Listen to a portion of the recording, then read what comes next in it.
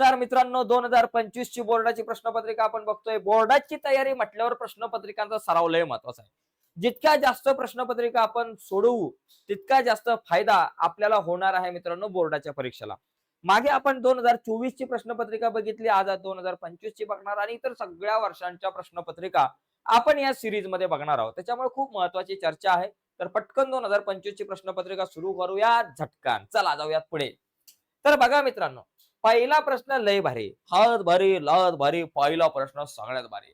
पहिला प्रश्न एकदम सोपा असतो मित्रांनो, कारण कसं आहे, पहिल्या प्रश्नामध्ये दोन प्रश्न असतात. पहिल्या प्रश्नामध्ये दोन प्रश्न. कुठले दोन उपप्रश्न? ए आणि बी. तर ए मध्ये सगळे प्रश्न बहुपर्याय असतात, चार चार पैकी चार सोडवायचे असतात. आणि बी मध्ये चार प्रश्न असतात, एक एक मार्काचे, चार पैकी चार. म्हणजे पहिला प्रश्न 8 मार्काला आहे. तर पहिल्यातल्या ए मध्ये आपल्याला पहिला प्रश्न विचारलेला कन्फ्युज करणारा होता मित्रांनो, या निश्चयकाची कोटी किती? मित्रांनो, निश्चयकाची किंमत विचारली नव्हती, कोटी विचारली होती. तर आपल्याला हे जर निश्चयक, तर याची कोटी 2. अशा प्रकारे निश्चय कुठला असेल? A B C D. तर इथं कोटी 2 असते. त्याच्यामुळे इथं 2 हा ऑप्शन करेक्ट होता. तर सगळ्या बऱ्याचशा मुलांनी मागे 2 हा ऑप्शन लिहिला होता, तर 2 हा ऑप्शन करेक्ट आहे. तुम्ही जर या निश्चयकाची किंमत जरी काढली तरी ती किंमत वजा 2 येते. पण आपल्याला 2 हे उत्तर बरोबर आहे, कोटी 2 पाहिजे. पुढचा प्रश्न बघा. पुढच्या प्रश्नामध्ये जर आपण बघितलं, खालीलपैकी कोणते समीकरण वर्ग समीकरण आहे? मित्रांनो, अशा प्रकारचा प्रश्न बऱ्याचदा बोर्डाच्या परीक्षेला येतो, की खालीलपैकी कोणते समीकरण वर्ग समीकरण आहे. लय सोपं आहे. बघा काय दिलं इथं. ए ऑप्शन आहे 5/x - 3 आणि बरोबर x चा वर्ग. तुम्ही म्हणाल सर, जिथं कोटी असते 2 तिथं वर्ग समीकरण असतं, इथं तुम्हाला असं वाटेल की कोटी 2 आहे. तर नाही मित्रांनो, लक्षात घ्या, एक गोष्ट लक्षात घ्या. खाली x आहे त्याला पहिलं वर आणा. त्याला वर आणण्यासाठी सगळ्या समीकरणाला x ने गुणावं लागेल. जसं की 5/x गुणिले x. नीट लिहू. 5/x गुणिले x वजा 3 गुणिले x बरोबर x चा वर्ग गुणिले x. काय आलं बघा, x गेला, इथं राहिले फक्त 5. बरोबर, फक्त राहिले 5 आणि त्याच्यानंतर वजा 3x आणि बरोबर काय आलं, x वर्ग गुणिले x चा घन. भाऊ, x चा घन आला म्हणजे वर्ग समीकरण झालं का? नाही. म्हणजे हे वर्ग समीकरण नाहीये मित्रांनो. आपल्याला कुठलं आहे ते विचारलं, तर हे आहे का बघा बी. एक्स ने x अधिक 5 या कंसाला गुणायचं. x गुणिले x झाला x चा वर्ग बरोबर, सॉरी, नीट बघा परत. बघा या ठिकाणी x गुणिले x झाला x चा वर्ग आणि x गुणिले अधिक 5x आणि बरोबर आपले दोन जसे तसे इथं वर्ग आला. म्हणजे हे वर्ग समीकरण आहे. आपला बी ऑप्शन करेक्ट आहे. हे आणि हे वर्ग समीकरण नाही. एकदा मिळालं की बाकीचे शोधायची गरज नाही. तर इथं ऑप्शन बी जो आहे मित्रांनो, तो आपला करेक्ट आहे. ओके, जास्त काय टेन्शन घ्यायचं नाही. अतिशय सोपा प्रश्न आहे. तर इथं लक्षात घ्यायचं आपल्याला, इथे तुम्हाला असाही प्रश्न विचारला जाईल की खालीलपैकी कुठले वर्ग समीकरण नाही, असा सुद्धा विचारला जातो. इथं कुठले आहे विचारलं होतं, मग आपण लिहिलं. आता जाऊयात पुढच्या प्रश्नाकडे. बघा, अगला सवाल आपके सामने आपके स्क्रीन पर ये रहा. चलो देखो. खालील अंकगणिती श्रेणीचा साधारण फरक काढा मित्रांनो. साधारण फरक म्हणजे वजाबाकी करायची. बघा कशी. या ठिकाणी बघा, T1 बरोबर आहे 4, T2 आहे 4, T3 आहे 4. सगळीकडे 4 4 आहे. मग साधारण फरक म्हणजे D बरोबर काय? T2 वजा T1. T2 पण 4 वजा T1 पण 4. 4तून 4 गेले 0. साधारण फरक किती बाबा? 0. आहे का कुठं? हे बघा सर, डी ऑप्शन करेक्ट है. चला, आपका आंसर एकदम सही है. तर डी ऑप्शन करेक्ट. एकदम सोपा प्रश्न. इथं तुम्हाला जर प्रश्न विचारला पहिले पद काय, असा सुद्धा प्रश्न विचारला जाऊ शकतो. मग तुम्ही पहिले पद या ठिकाणी काय लिहिलं असतं?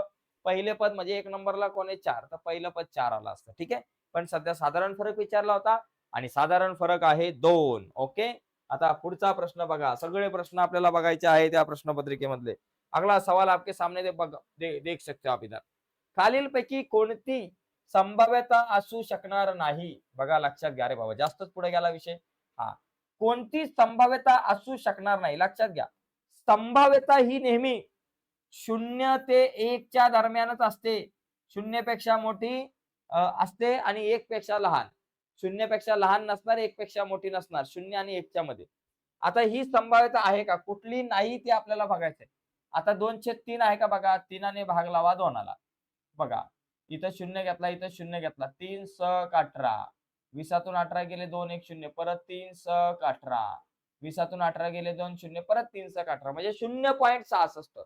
0.66 ही संख्या 0 पेक्षा मोठी आहे आणि 1 पेक्षा लहान आहे, म्हणजे ही संभाव्यता आहे. आपल्याला कोण नाहीये ते बघायचंय.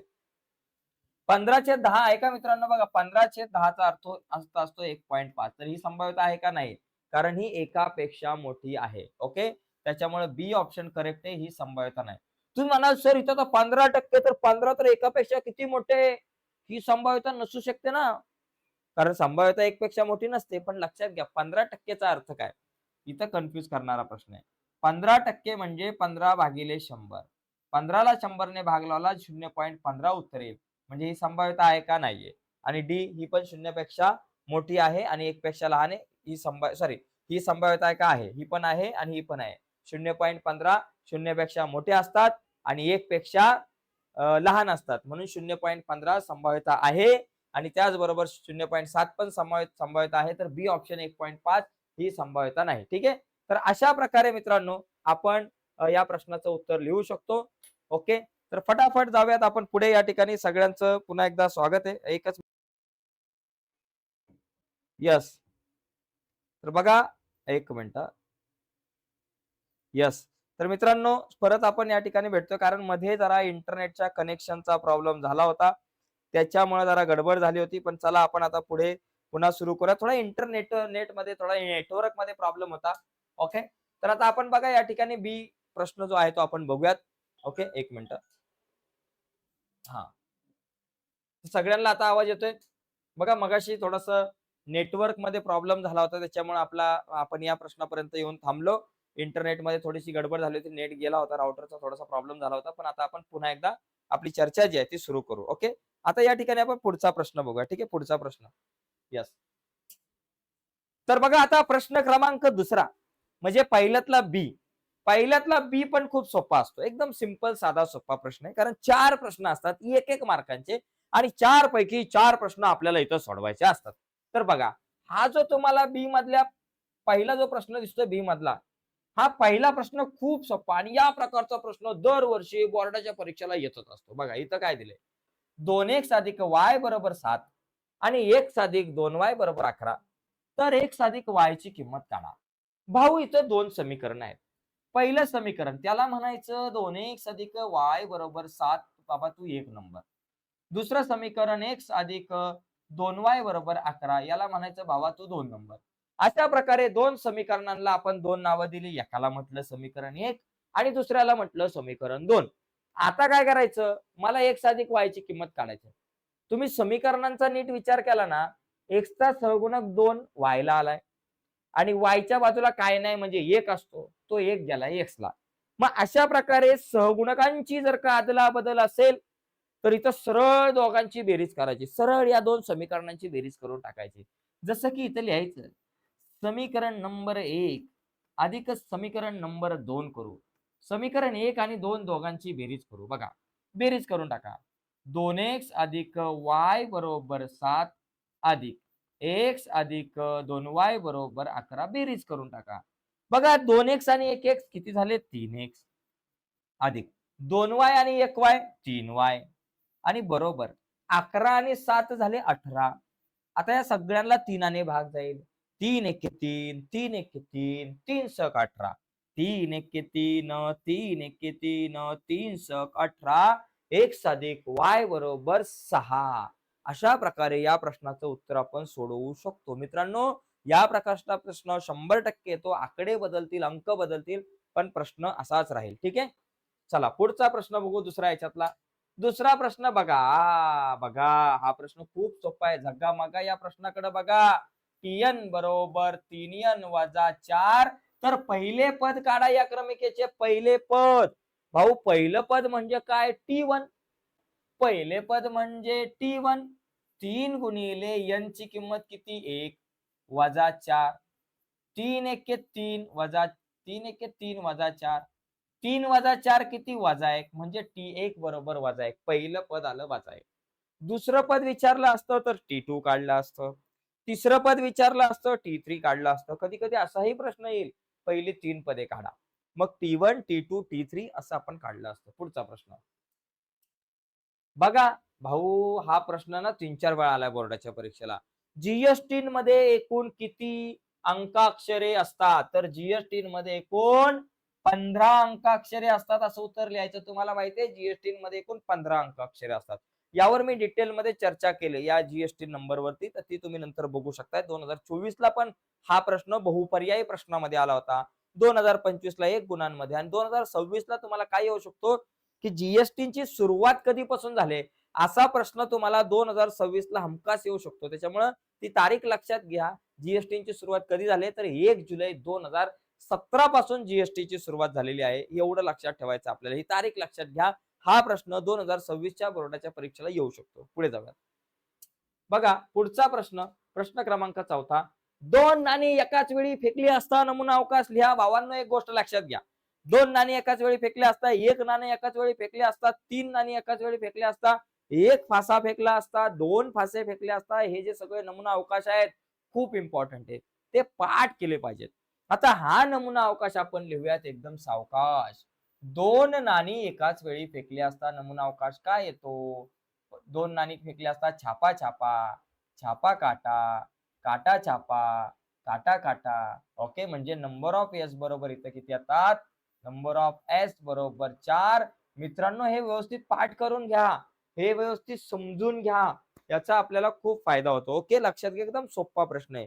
तिथं 1 नाणं फेकला असता, 3 नाणी फेकली असता असाही प्रश्न येऊ शकतो किंवा 1 फासा फेकला असता नमुना अवकाश लिहा, 2 फासे फेकले असता नमुना अवकाश लिहा. खूप सोपं आहे. ठीक आहे, पुढे जाऊया.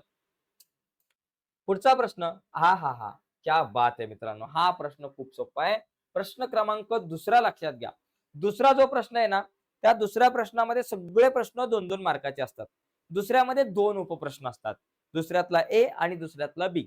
दुसऱ्यातला ए जो आहे तो तो ऍक्टिव्हिटी बेस्ड प्रश्न असतो, कृतीवर आधारित. अशा प्रकारे तुम्हाला बॉक्स पूर्ण करावे लागतात.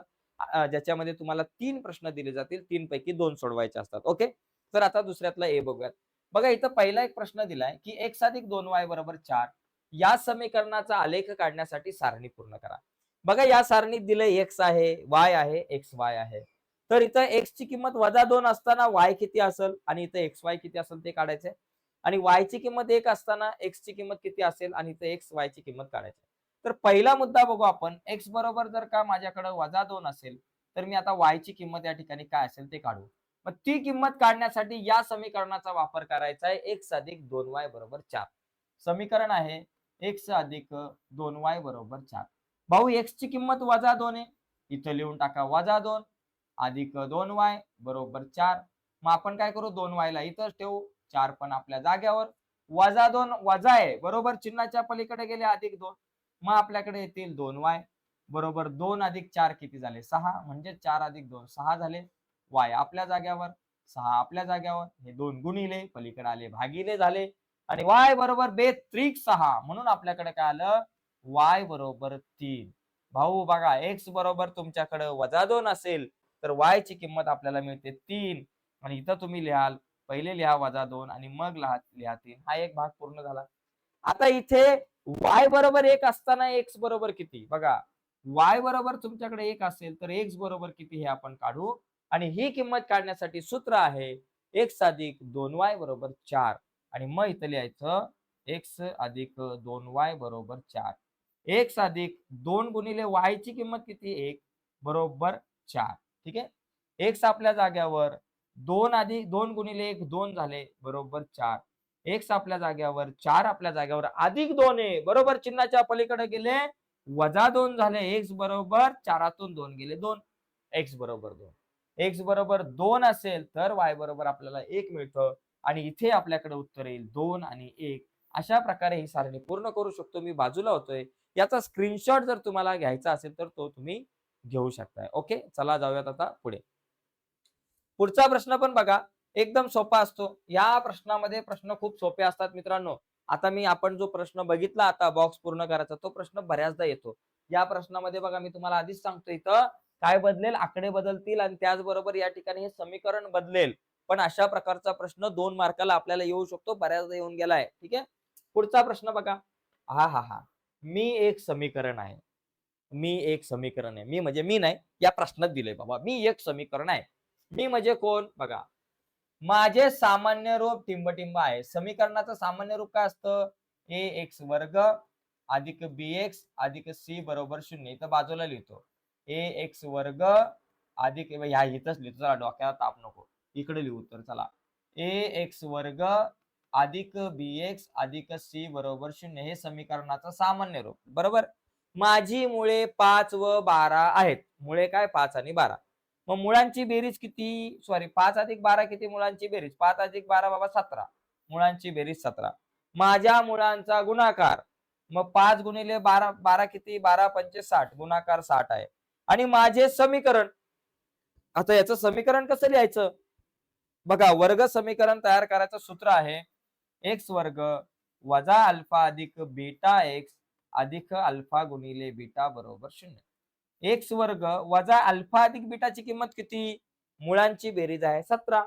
मग इथं लिहायचं 17 आणि हा एक्स अधिक अल्फा गुणिले बीटा म्हणजे मुळांचा गुणाकार किती? 60 आहे.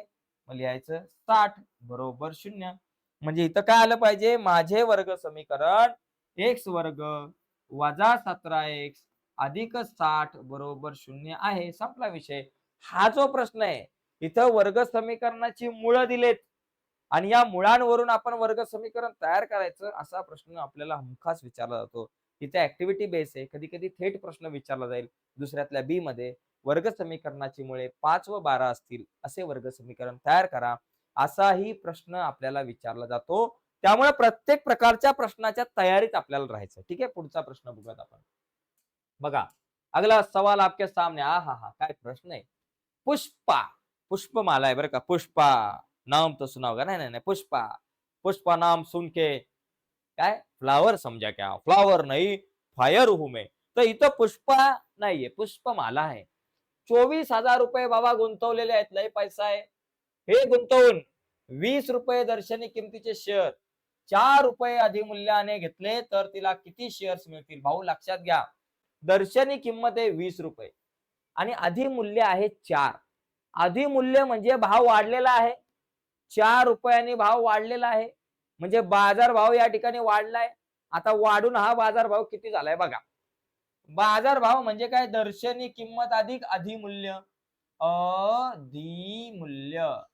ओके. दर्शनी किंमत 20, अधिमूल्य 4, 20 अधिक 4 झाले 24. ओके. बघा, शेअर्सची संख्या, एकूण गुंतवणूक भागिले बाजार भाव.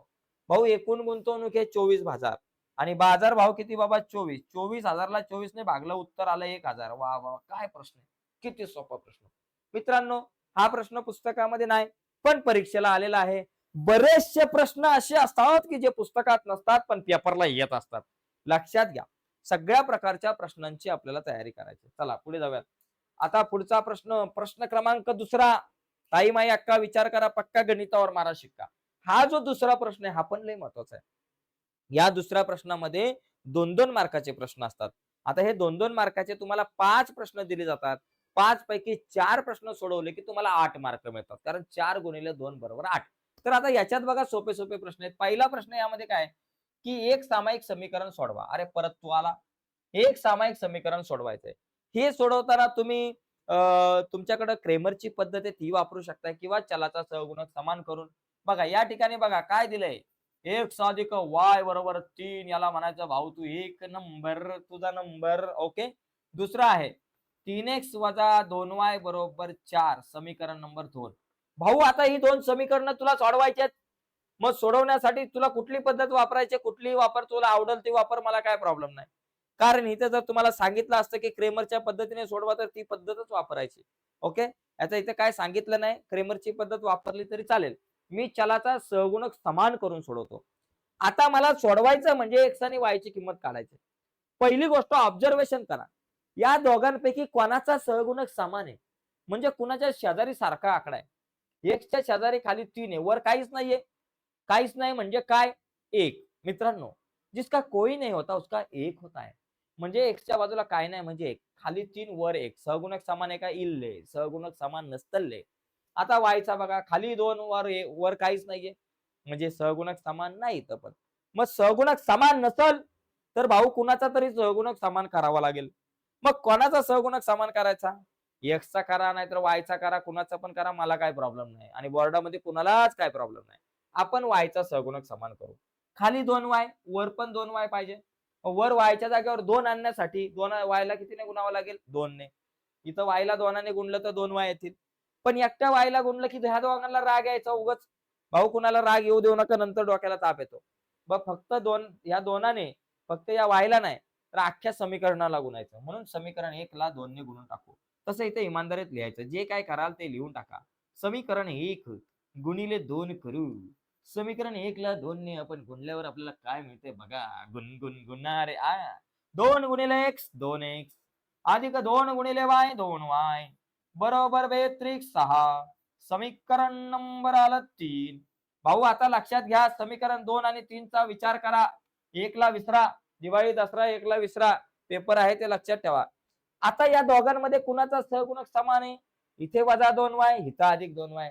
आता हे वजा 2y अधिक 2y कट झाले पाहिजे भाऊ. मग ते दोघं जण कट होण्यासाठी मला काय करावं लागणार आहे? या दोन समीकरणांची बेरीज करावी लागणार आहे. बेरीज केल्यावर काय होईल? हा वाय वाय बाय होऊन जाईल. मग इथं तसं लिहा. समीकरण नंबर इमानदारीत लिहायचं. समीकरण नंबर 2 अधिक समीकरण नंबर 3 करू. समीकरण नंबर 3 करू. 2 अधिक 3 करू. मला सांगा समीकरण नंबर 2 काय? 3x वजा 2y बरोबर 4. इथे लिहायचं 3x वजा 2y बरोबर 4 आणि अधिक 2x अधिक 2y बरोबर 6. 2x अधिक 2y बरोबर 6 करा बेरीज. 3 आणि 2 किती झाले? 5. इथे लिहायचं 5x वजा 2 अधिक 2 कटाप झाले. 4 आणि 6 10. मग इथे लिहायचं 10. x आपल्या जाग्यावर 10 आपल्या जाग्यावर हे 5 गुणिले बरोबर चिन्हाच्या पलीकडे गेले भागिले x बरोबर 5 दुने 10. x बरोबर किती आलं बाबा? 2 आलं. ओके. आता x ची किंमत तर मिळाली. आता मला y ची किंमत काढायची. मग y ची किंमत काढण्यासाठी काय करायचं? ही जी x ची किंमत आहे त्या किमतीला तुम्ही समीकरण 1 मध्ये ठेवा, 2 मध्ये ठेवा, 3 मध्ये ठेवा, कुठेही ठेवा, पण डोक्यावर नका ठेवू. मग इथं लिहायचं x बरोबर 2 ही किंमत समीकरण कशामध्ये ठेवू? ही किंमत समीकरण 1 मध्ये ठेवू. ओंबट स्वाहा. समीकरण 1 मध्ये ठेवून द्या. मध्ये ठेवू राहिलं बरं का. हा पाहू समीकरण 1 काय आपल्याकडं x अधिक y बरोबर 3. माहिती लिहायचं x अधिक y बरोबर 3. x ची किंमत आहे 2 अधिक y बरोबर 3. y आपल्या जाग्यावर 3 आपल्या जाग्यावर 2 अधिक हे त्याला म्हणायचं बाबा तुझं इथं काय काम, तू पलीकडे जा. अधिक 2 पलीकडे गेले वजा 2. y बरोबर 3तून 2 गेलं 1 म्हणजे y बरोबर 1 x बरोबर 2 झालं. अशा प्रकारे आपण हा प्रश्न सोडवू शकतो. आता जाऊयात आपण पुढच्या प्रश्नाकडे. तर सोपा प्रश्न आहे मित्रांनो. ओके. तर या प्रकारे समीकरण मित्रांनो तुम्हाला सोडवता आलं पाहिजे. अभी जाते हैं आगे. आगे का सवाल आपके सामने किधर ये देखो भाऊ. अवयव पद्धतीने सोडवा. समीकरण तुम्हाला मित्रांनो एक गोष्ट सांगतो. समीकरण अवयव पद्धतीने सोडवा आणि सूत्र पद्धतीने सोडवा. दोघांपैकी एक प्रश्न आपल्याला हमखास येत असतो मित्रांनो. लक्षात घ्या. सूत्र आणि अवयव या दोन्ही पद्धती नीट समजून घ्यायच्यात. बघा आता इथं काय अवयव पद्धतीने सोडवायचं म्हणजे काय? सगळ्यात पहिली पायरी बघा या समीकरणात काय यम वर्ग अधिक 14m अधिक 13 बरोबर 0. सगळ्यात पहिली गोष्ट या 13ला उचलायचं. डायरेक्ट उचलायचं. म्हणायचं बाबा तू जरा बाजूला ये. 13ला उचलल्यानंतर त्याचे अवयव पाडायचे. 13 एक्के 13 एवढेच अवयव पडतील. याच्या व्यतिरिक्त काहीच अवयव पडणार नाही. झालं 13 एक्के 13. आता काय करायचं? 13च्या अगोदर अधिक चिन्ह आहे म्हणजे बेरीज 14 पाहिजे. बेरीज 14. 13 आणि 1 14 झाली. बरं का. या दोघांची बेरीज 14 येते. 13m अधिक 1m बरोबर 14. आता दोघांना चिन्ह द्यायचे. भाऊ बेरीज होते म्हणजे दोघांना सारखे चिन्ह आहे. एक तर अधिक अधिक असेल किंवा वजा वजा असेल. आता दोघांना अधिक अधिक चिन्ह द्यायचं का वजा वजा द्यायचं ते ठरवायला लागेल. मग लक्षात घ्या. या दोघांना चिन्ह कुठलं द्यायचं? अधिक अधिक का वजा वजा? तर ते 14m च्या आधी जे चिन्ह असेल त्याच्यावरून ठरतं. तर 14m च्या अगोदर अधिकचं चिन्ह आहे म्हणून या दोघांना अधिक अधिकचं चिन्ह द्या. इथं जर वजाचं चिन्ह असतं तर मी दोघांना वजा वजाचं चिन्ह दिलं असतं. मग आता या ठिकाणी आपण इथे लिहू m वर्ग अधिक 14m ला काढायचं. त्याच्या जागेवर 13m अधिक m अधिक 13 बरोबर 0 याला फिट करायचं. आता हे दोघ जण यांच्यातून काहीतरी कॉमन काढू. या दोघांमधून m कॉमन निघेल. m कॉमन काढला m वर्गाचा m बाहेर फक्त m राहिला. 13 मधून यम बाहेर, फक्त राहिले 13 अधिक या दोघांमधून काहीच कॉमन नाही निघत. मग लक्षात घ्यायचं मित्रांनो, जिसका कोई नहीं होता उसका एक होता है. जिथून काहीच कॉमन नसेल निघत तिथून एकाला कॉमन काढायचं.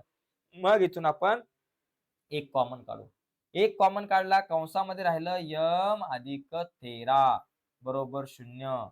यम अधिक 13 दोन वेळा आहे, त्याला एकदाच लिहायचं, डबल प्रसाद द्यायचा नाही, म्हणून यम अधिक 13 ला एकदा लिहिलं आणि यम अधिक 1 ला एकदा लिहिलं बरोबर 0. आता इथं काय होईल, यम अधिक 13 बरोबर 0 किंवा यम अधिक 1 बरोबर 0. आता दोन उत्तर येतील. यम बरोबर अधिक 13 पलीकडे गेले वजा 13 आणि यम बरोबर अधिक 1 पलीकडे गेले वजा 1. संपला विषय. एकदम सीधा साधा सा भोला भाला सा ये सवाल है दोस्तों. अभी जाएंगे आगे. आगे का सवाल मचाएंगा बवाल. आपके सामने पेश करते हैं आगे का सवाल ये रहा. ओय साला. अरे बाबा, अग्गो बाई, ढग्गो बाई, या गणिताकडे जरा नीट बघा. लय सोपं गणित आहे बरं का. हे गणित लय भारी. इथं काय दिलंय, 7-13. अगं बये, 7-13 म्हणजे 7-13 अशा भानगडीत पडू नका. 7 आणि 13 आकडे लक्षात घ्या. याच्यामध्ये 7, 13, 19, 25 ही अंकगणिती श्रेणी आहे. तर हिचं 19वे पद काढायचंय. भाऊ 19वे पद म्हणजे T19 काढायचंय. मग T19 काढण्यासाठी कुठलं सूत्र, टन टना टन टन टन तारा टीएनचा फॉर्म्युला वापरा. Okay. T N is equal to A plus N minus 1 into D. T N म्हणजे तेंडुलकर. तेंडुलकरने जेव्हा पहिली सेंचुरी मारली, ए म्हणजे पहिली सेंचुरी मारली, तेव्हा एन मायनस 1 म्हणजे एक जण टीम मध्ये नव्हता. कोण नव्हता, डी नव्हता, म्हणजे दोन्ही टीम मध्ये नव्हता. असं पण लक्षात ठेवता तर बरं असता. ओके, पुढे बघा. आता टीएनच्या जागेवर T19 वापरू, पण मला या सूत्रामध्ये ए आणि डी च्या किमती माहिती पाहिजे. मग भाऊ ए बरोबर किती इथं, ए म्हणजे पहिले पद 1 नंबरला कोण आहे 7. त्याच्यानंतर डी म्हणजे साधारण फरक, 13तून 7 गेले 6, 19तून 13 गेले 6, 25तून 19 गेले 6, साधारण फरक किती झाला बाबा 6. ए आणि डी च्या किमती माहिती पाहिजे. एडी भाऊ, एडीच्या किमती माहिती पाहिजे. एडी म्हणजे ए आणि डी. ए बरोबर 7, ए म्हणजे पहिले पद, डी म्हणजे साधारण फरक, तो आपल्याला दिलेला आहे. 13तून 7 गेले 6, 19तून 13 गेले 6. आता या सूत्रात किमती टाकू. मला T19 पाहिजे, इथं लिहून टाकतो. Tn च्या जागेवर T19. ए ची किंमत आहे 7 अधिक n वजा 1. n बरोबर किती बाबा 19 वजा 1 आपल्या जाग्यावर गुणिले डी ची किंमत आहे 6. 7 आपल्या जाग्यावर 19तून 1 गेला राहिले 18 गुणिले 6. बघा 7 अधिक 18 सक किती, 8 सक 48, 4 चला 4, 6 1 6 4 10, 108. 108 आणि 7 किती झाले बाबा 115. म्हणजे आपल्याकडं T19 बरोबर 115 म्हणजे 19वे पद आलं 115. इथं कुठलाही प्रश्न विचारला जाऊ शकतो. 19वे पद काढा, 20वे पद काढा, 30वे पद काढा. तर तुम्हाला ते 19वे विचारले म्हणून T19 काढलं. 20वे विचारले असते तर आपण T20 काढलं असतं. 25वे म्हटलं असतं तर T25 काढलं असतं. जसा प्रश्न येईल तसं उत्तर या ठिकाणी लिहायचं. बघा पुढचा प्रश्न आपण बघूयात. तत्पूर्वी आपण जरा पाणी पिऊयात. पाणी पिणं लय महत्वाचं आहे. ओके.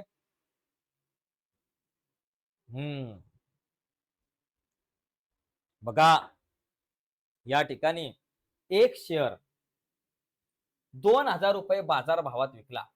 भाऊ शेअरचा बाजार भाव लिहून टाका. बाजार भाव काय आहे, रुपये 2000 आहे. यासाठी दलाली 5% द्यावी लागली. भाऊ दलालीचा दर जो आहे तो किती 0.5% द्यावी लागली. तर तो शेअर विकून किती रुपये भेटणार. भाऊ तो शेअर विकायचा आहे. ज्या वेळेस मी हा 2000 रुपयाचा शेअर विकल त्यावेळेस मला 2000 रुपये भेटणार. ही गोष्ट तर खरी. 2000 चा शेअर विकल्यानंतर मला 2000 रुपये भेटणार. पण त्या भेटलेल्या 2000 रुपयामधून मला दलाली वजा करावी लागेल. दलालाला दलाली द्यावी लागेल. म्हणून शेअरची विक्री किंमत म्हणजेच बाजार भाव वजा दलाली. मग अगोदर आपण दलाली काढू. दलालीचा दर 5%. मग दलाली काय झाली आपल्याकडं, दलाली 5% कितीवर 2000 रुपयावर 5% म्हणजे 2000 गुणिले 0.5 भागिले 100. 0 गेला 0 गेला 0 गेला 0 गेला 20 गुणिले 0.5. आता 5 दुने 10 20 पंचे होता 100, 1 पॉईंट दिला. ओके, म्हणजे काय झालं रुपये 10. 0.5 आहे म्हणून 1 पॉईंट अलीकडे आलं. 10.0 म्हणजे 10. दलाली 10 रुपये. मला तो शेअर विकून मिळणारी रक्कम इथं लिहायचं. शेअर विकून मिळणारी रक्कम. विकून मिळणारी, शेअर विकून मिळणारी रक्कम किती रुपये मिळतील ते आता या ठिकाणी आपण काढूयात. बरोबर. बाजारभाव, बाजारभाव वजा दलाली. लक्षात घ्या. काय? तर शेअर विकून मिळणारी रक्कम म्हणजे शेअरची विक्री किंमत, बाजारभाव वजा दलाली. बाजारभाव किती? 2000 रुपये लिहून टाका. वजा दलाली किती? 10 रुपये. बरं का, दलाली 10 रुपये काढली. 2000 मधून 10 गेले 1990 रुपये आले. 1990 रुपये शेअर विकून मिळणारी रक्कम. शेअर विकल्यानंतर एवढे पैसे मिळणार. आणि शेअर खरेदी केल्यानंतर किती रुपये द्यावे लागतील? खरेदी केल्यावर किती रुपये द्यावे लागतील? तर बाजारभाव अधिक दलाली. जर खरेदी केली असती तर तो शेअर किती रुपयाला पडला असता? 2010 रुपयाला पडला असता. तर अशा प्रकारे तुम्हाला सांगतो शेअरच्या बाजारभावाविषयी, म्हणजे शेअरचा बाजारभाव दिला आहे, दलाली दिले, तर शेअरची खरेदी किंमत काढा आणि विक्री किंमत काढा. यापैकी एखादा प्रश्न 100% हमखास विचारला जातो. त्यामुळे या तयारीत आपण राहिलं पाहिजे. आता जाऊयात पुढं. पुढे चला, चला, पुढे चला. अभ्यासाला चला, आता अभ्यासाला चला. बघा, काही विद्यार्थ्यांनी रोजच्या अभ्यासासाठी व्यतीत केलेला वेळ, तास व विद्यार्थी संख्या यांची वारंवारता वितरण सारणी खालील प्रमाणे दिले. त्यावरून विद्यार्थ्यांनी अभ्यासासाठी दिलेल्या वेळेचा मध्य काढा. मला इथं मध्य काढायचं आहे बघा. मध्य काढण्यासाठी मी त्याला इथं सारणी वाढवलेली. मध्य काढा. मध्य काढण्यासाठी आता इथे किती विद्यार्थ्यांची दिले, टोटल किती विद्यार्थी दिलेत का या ठिकाणी जर बघितलं, विद्यार्थ्यांचा आकडा दिला नाही. तर आता इथं मला मध्य काढायचा आणि हा मध्य आपण सरळ पद्धतीने काढूयात. त्यासाठी काय करायचं? वर्ग दिलेत, वर्ग मध्य दिलाय, विद्यार्थी संख्या दिले आणि एफ आहे. विद्यार्थी संख्या किती? 8 आणि 14 झाले 22. बरोबर. 22 आणि 18 झाले आपल्याकडं झाले 40. 40 आणि हे 50 आणि हे 60 म्हणजे आपल्याकडे समेशन एफ बरोबर किती झालं? 60 झालं. एकदा परत बघा. 10 आणि 10 20. 20 आणि 18 झाले आपल्याकडे 38. 38, 39, 40, 41, 42. 42 आणि 10 झाले आपल्याला 52 आणि 8 झाले 60. बरोबर. आता या सगळ्यांची बेरीज काढा. आता इथे एफ आहे म्हणजे काय असतं? 1 गुणिले 8 8, 14 गुणिले 3 42, 18 पंचे 90, 10 गुणिले 7 70, 9 10 90. म्हणजे हा सगळा या दोघांचा गुणाकार इकडे असतो. हे मला जास्त सांगायची आवश्यकता नाही. आता या सगळ्यांची बेरीज काढा. 42 आणि 8 झाले 50. 50 आणि 90 झाले आपल्याकडे 140. 140 आणि 70 210. 210 आणि 90 झाले 300. बरोबर. एकदा परत एक चेक करा. इथं काय समेशन एफ आणि एक्स बरोबर किती झालं बाबा? 300. एकदा परत चेक करू. 90 आणि 70 झाले आपल्याकडे 160. 160 आणि 90 झाले 250. 250 आणि हे 42 आणि 50 होतात 300 झाले. ओके. आता मला काढायचं आहे मध्य. सरळ पद्धतीने मध्य काढू म्हणजे एक्स बार. बरोबर सूत्र असतं summation F I X I भागिले समेशन एफ आय. एकदम सोपं सूत्र आहे. Summation F I X I किती? 300. या ठिकाणी लिहून टाका बाबा 300 भागिले समेशन एफ आय किती? 60 आहे. इथं लिहून टाका 60. 6 1 6, 6 2 12, 6 3 18, 6 35 म्हणून या ठिकाणी 5 तास हे उत्तर येईल. तर अशा प्रकारे मित्रांनो हा प्रश्न आपण सोडवला. खूप सोपा प्रश्न होता. ऍक्टिव्हिटी बेस्ड प्रश्न आहे हा. एकदम सोपा. तर अशा प्रकारे आपल्याला हा प्रश्न आपण सोडवू शकतो. आता आपण पुढच्या तिसऱ्या प्रश्नाकडे जाऊ. म्हणजे पहिल्या प्रश्नामध्ये एकूण दुसऱ्या प्रश्नातला जो बी आहे त्याच्यामध्ये एकूण 5 प्रश्न असतात. 5 पैकी 4 सोडवायचे असतात. तर आता आपण पहिला आणि दुसरा प्रश्न आतापर्यंत आपण बघितलाय. तुम्ही जरा नीट समजून घ्या. पहिला आणि दुसरा प्रश्न जर तुम्ही बघितला बघा, प्रश्न क्रमांक पहिला मी वारंवार सांगतो, प्रश्न क्रमांक पहिला जो आहे, पहिल्यामध्ये ए आणि बी असे 2 प्रश्न होते. ए 4 मार्काला, बी 4 मार्काला.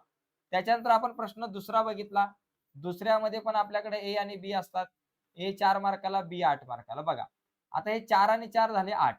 हे 4 आणि 8 झाले 12. टोटल किती झाले बघा? 20 मार्क. म्हणजे पहिले 2 प्रश्नच तुम्हाला 20 मार्काला आहे.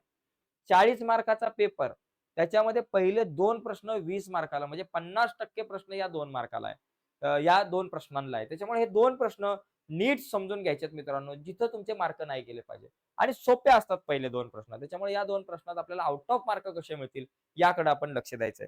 तर आता आपण पुढच्या प्रश्नाकडे जाऊया, तिसरा. बघा, हा तिसरा जो प्रश्न आहे, तिसऱ्यामध्ये बघा लक्षात घ्या, तिसऱ्यामध्ये ए आणि बी असे दोन उपप्रश्न असतात. तिसऱ्यातल्या ए मध्ये काय असतंय, ए मध्ये दोन प्रश्न दिले जातील, दोन पैकी एकच सोडवायचा आणि हे दोन्ही प्रश्न ऍक्टिव्हिटी बेस आहे. जसं की हा प्रश्न बघा, या ठिकाणी परताव्याचा दर काढायच्या संदर्भात प्रश्न आहे. मित्रांनो तुम्हाला एक सांगतो, परताव्याचा दर काढा 3 मार्काला दरवर्षी प्रश्न विचारला जातो. 100% प्रश्न विचारला जाणारा परताव्याचा दर. त्याच्यामुळे परताव्याचा दर हा प्रश्न जरा आहे त्याची नीट तयारी करून ठेवा. ठीक आहे, बघा. तर इथे श्री माणिकलाल यांनी ₹100 दर्शनी किमतीचे 300 शेअर्स ₹120 या बाजारभावाने खरेदी केले. नंतर 7% लाभांश कंपनीने दिला. गुंतवणुकीवरील परताव्याचा दर किती हे काढायचं असेल किंवा हे काढण्यासाठी खालील कृती पूर्ण करा. आता इथं काय दिले, दर्शनी किंमत ₹100 दिले, शेअरची संख्या 300 आहे, त्याच्यानंतर शेअरचा बाजारभाव ₹120. तर एवढ्या सगळ्या गोष्टी आपल्याला दिल्यात. पुढे काय करायचंय, एकूण गुंतवणूक. एकूण गुंतवणूक म्हणजे काय, शेअरचा बाजारभाव गुणिले शेअरची संख्या. आता मला सांगा शेअरचा बाजारभाव किती, ₹120. मग इथं लिहिला 120 गुणिले शेअर्सची संख्या किती, कुठे गेली बाबा, शेअर्सची संख्या 300. एकूण गुंतवणूक म्हणजे बाजारभाव गुणिले शेअरची संख्या. भाऊ माझ्याकडे बाजारभाव ₹120 आणि शेअरची संख्या 300 आहे. मग बघा 12 त्रिक 36 म्हणून 120 गुणिले 300 झाले 3600. इथं आपल्याला परताव्याचा दर काढायचं सूत्र असतं एकूण लाभांश. बघा लक्षात घ्या, सूत्र आपल्याकडे असतं लाभांश भागिले एकूण गुंतवणूक, गुंतवणूक ओके, गुणिले 100. हे परताव्याचा दर काढायचं सूत्र आहे. परताव्याचा दर काढायचं हे सूत्र. लाभांश तर आपण काढू, पहिली एकूण गुंतवणूक काढली जी 36,000 आहे. आता लाभांश काढायचा आहे. गुंतवणूक ही बाजार भावावर काढली जाते आणि लाभांश जो आहे तो तुमच्या दर्शनी किमतीवर काढला जातो. आता आपण इथं गुंतवणूक 36,000 आहे, 120 गुणिले 300 लिहिलं. आता पुढे जाऊ बघा, पुढे मी हा प्रश्न लिहून घेतलेला इथं जसा आहे तसा. आता पुढच्या गोष्टी आपण बघू. बघा, पहिली गोष्ट मला विचारलेली एकूण गुंतवणूक 36,000 आहे, ती आपण या ठिकाणी काढली 36,000. ठीक आहे, एकूण गुंतवणूक काढली आपण. आता लाभांश प्रति शेअर, एका शेअरवर लाभांश किती. लाभांश म्हणजे दर्शनी किंमत गुणिले लाभांशचा दर. दर्शनी किंमत किती, ₹100 दिली, इथं ₹100. लाभांशचा दर 7% म्हणून गुणिले 7/100. हे 100 गेले, फक्त ₹7 राहिले. म्हणजे एका शेअरवर लाभांश ₹7. आपल्याकडे एकूण शेअरची संख्या किती, 300. मग एकूण लाभांश किती, 300 गुणिले 7, 7 त्रिक 21 म्हणजे किती झालं, ₹2100 लाभांश. लाभांश ₹2100. मग परताव्याचा दर मिळालेला एकूण लाभांश भागिले एकूण गुंतवणूक गुणिले 100. मिळाले, आता इथं ऑलरेडी दिले, मिळालेला एकूण लाभांश ₹2100 भागिले एकूण गुंतवणूक ₹3600 गुणिले 100. 1 2 3 शून्य गेले, 1 2 3 शून्य गेले, 210 भागिले 36. आता बघा 36 आणि 210 या दोघांना सुद्धा कितीने भाग जाईल, 3 ने. बघा, तर 3 भाग जाऊ शकतो. बघा आपण इथं करू, 210 भागिले 36, 3 भाग लावला, 3 7 21 70 राहिले आणि 3 1 3 3 2 6 12, बरोबर. 12 त्रिक 36 दोघांना सुद्धा 3 भाग लावला. 210 ला 3 भाग लावला 70 आणि 36 ला 3 भाग लावला 12. आता या ठिकाणी 12 ने आपण काय करू, 70 ला भाग लावू. बघा 12 पंचे 60. आता 70 मधून 60 गेले 10, एक शून्य घेतला, पॉइंट घेतला, 12 8 96. ओके, आता 100 मधून 96 गेले, 4 1 शून्य घेतला, 12 त्रिक 36. 40 मधून 36 गेले, 4 1 शून्य, परत 12 त्रिक 36 म्हणजे 5.83333 असं उत्तर येईल. माहिती लिहा, 5.83 लिहून टाका. 5.83% हा परताव्याचा दर. तर हा परताव्याचा दर काढायला मित्रांनो आपल्याला हमखास प्रश्न विचारला जातो. त्यामुळे परताव्याचा दर कसा काढायचा याची तयारी आपल्याला स्वतः चांगली नीट आपण केली पाहिजे. ठीक आहे, पुढचा प्रश्न बघा. पुढचा प्रश्न आहे, आता हा एक प्रश्न आहे मागचा आणि हा प्रश्न, दोघांपैकी एक प्रश्न आपल्याला सोडवायचा असतो. आता हा जो प्रश्न आहे तो कशातला आहे, तर हा आहे संभाव्यता या प्रकरणातला. काय दिलंय, अंकांची पुनरावृत्ती न करता 2 3 5 या अंकांपासून 2 अंकी संख्या तयार करायची. कशापासून, 2 3 5. फक्त बघा लक्षात घ्या, 2 3 5 पासून एक तर तुम्हाला 23 पण बनतात, 32 बनतात, 33 पण बनतात. पण आपल्याला 33 नकोय, 22 नकोय, 55 नकोय, कारण अंकांची पुनरावृत्ती न करता. परीक्षेला अंकांची पुनरावृत्ती करून असाही प्रश्न येऊ शकतो, त्यावेळेस 33 22 या संख्या घ्यायच्या. तर आता पहिलं काय करायचंय, नमुना अवकाश लिहायचा आहे. नमुना अवकाश लिहिताना बघा 2 2च्या पुढे 3 लिहिलं, 23 5 लिहिलं, 25. 23 आणि 25 मिळाले. त्याच्यानंतर 3 लिहा, 3च्या पुढे 2 लिहिले की 32, 5 लिहिले की 35, 2 लिहिले की 32, 5 लिहिल्यावर 35 राहिले. आता 5 लिहायचं, 5च्या पुढे 2 52, 5च्या पुढे 3 लिहिले की 53, 52 53 नमुना अवकाश लिहिला. आता नंबर ऑफ एस किती? 1 2 3 4 5 6, 6 लिहिलं. आता घटना काय आहे? ती संख्या विषम संख्या असणे. आता याच्यातल्या विषम संख्या कुठल्या? बघा 23 विषम संख्या आहे, 25 विषम संख्या आहे, 35 विषम संख्या आहे आणि 53 ह्या 4 आहेत. मग 23 झालं, 25 झालं, 35 राहिलं आणि 53 आहे. इथं लिहा 35. नंबर ऑफ ए किती? 1 2 3 4, 4 आले. म्हणून नंबर ऑफ ए बरोबर 4. पी ऑफ ए म्हणजे संभाव्यता. पी ऑफ ए काढायचं सूत्र काय? नंबर ऑफ ए भागिले number of S. Number of A आहे 4, नंबर ऑफ एस आहे 6. 4 आणि 6 दोघांना 2ने भाग जाईल. बे दुने 4, बेत्रिक 6, 2/3 आलं. तर बघा मित्रांनो, एकदम सोपा प्रश्न आहे. 1 2 3 4 5 6 एकूण 6 बॉक्स असतात. 6 बॉक्स भरले की आपल्याला प्रत्येक बॉक्सला अर्धा मार्क, म्हणजे अर्धा गुणिले जर 6 केले की 3 मार्काचा हा प्रश्न पण खूप सोपा आहे. मी बाजूला होतो, याचा स्क्रीनशॉट वगैरे तुम्हाला हवा असेल तर तुम्ही घेऊ शकताय. चला पुढे जाऊ आता आपण. बघा या ठिकाणी पुढचा प्रश्न, तिसरा. बघा, एक सामायिक समीकरण क्रेमरच्या पद्धतीने सोडवा. मित्रांनो, मी तुम्हाला म्हटलं क्रेमरची पद्धत, सूत्र पद्धत यावर हमखास प्रश्न विचारले जातात. मग आता बघा क्रेमरची जी पद्धत आहे तिच्यामध्ये काय, इथं बघा 4x अधिक 3y बरोबर 18, याला म्हणायचं समीकरण नंबर 1. आणि त्याच्यानंतर 3x वजा 2y बरोबर 5, याला म्हणायचं समीकरण नंबर 2. आता ही समीकरणं मला क्रेमरच्या पद्धतीने सोडवायची आहेत. मग क्रेमरच्या पद्धतीने सोडवण्यासाठी आपल्याला dx आणि dy किमती माहिती पाहिजेत. त्याच्यासाठी एक साधी ट्रिक मी तुम्हाला सांगतो, ती फक्त तुम्ही तुमच्या लक्षात ठेवा, पुस्तकामध्ये नाही, पण लक्षात ठेवण्यासाठी ट्रिक लय भारी. बघा 12 32 आणि 13 हा नियम लक्षात घ्या. 12 32 13 म्हणजे काय बाबा? डी ची किंमत काढताना 12, dx ची किंमत काढताना 32 आणि dy ची किंमत काढताना 13 घ्यायचं. 12 32 13 म्हणजे d ची किंमत काढताना 12, dx काढताना 32, dy काढताना 13. तर चला बाबा पहिली किंमत काढू d ची. d ची किंमत काढताना 12 म्हणजे काय बाबा? सर तुम्ही 12 32 13 म्हणताय, पण 12 म्हणजे काय? लक्षात घ्या. हा पहिला स्तंभ, दुसरा स्तंभ, हा आधार स्तंभ, तिसरा स्तंभ. 12 म्हणजे पहिला आणि दुसरा कॉलम. भाऊ पहिल्यात काय 4 3 आहेत, मग इथं लिहा 4 3. ओके. आणि दुसऱ्यामध्ये काय 3 वजा 2, 3 आणि वजा 2 आहे. 4 3 आणि 3 वजा 2.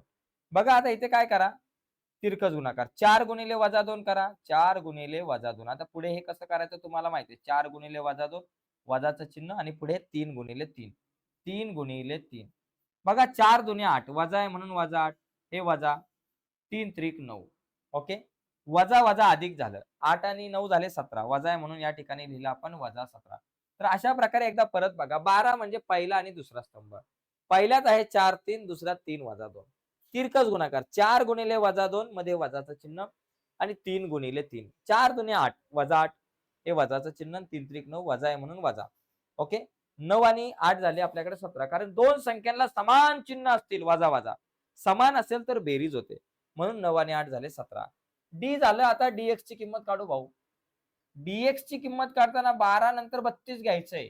32 म्हणजे तिसरा आणि दुसरा स्तंभ, 32 तिसरा आणि दुसरा. तिसऱ्यात काय 18 आणि 5 आहे आणि दुसऱ्यात काय 3 वजा 2 आहे. इथे लिहायचं 3 वजा 2. करा तिरकस गुणाकार 18 गुणिले वजा 2, 18 गुणिले वजा 2 मध्ये वजाचं चिन्ह, 5 गुणिले 3, 5 गुणिले 3. बघा 18 दुने 36, वजा आहे म्हणून वजा 36, हे वजाचं चिन्ह. 5 त्रिक 15, 36 आणि 15 किती झाले? कारण वजा वजा अधिक, 36 आणि 15 51. फक्त इथे लिहायचं वजा 51. म्हणजे अशा प्रकारे dx ची किंमत आली वजा 51. डी झालं, dx झालं. आता भाऊ dy ची किंमत काढू. 12 झालं, 32 झालं. आता dy ची किंमत काढताना 13. 13 म्हणजे पहिला आणि तिसरा स्तंभ. पहिल्यात हे 4 3, इथं लिहून टाका इमानदारी 4 3. आणि तिसऱ्यामध्ये 18 आणि 5, इथं लिहून टाकायचे 18 आणि 5. तिरकस गुणाकार परत 4 गुणिले 5, बरं का बघा 4 गुणिले 5 मध्ये लिहायचं वजाचं चिन्ह. 18 गुणिले 3, इथं लिहायचं 18 गुणिले 3.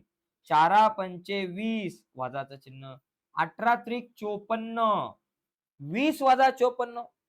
सर 20तून 54 जात नाही, पण 54 मधून 20 घालवा ना. 54 मधून 20 गेले, 34 राहिले.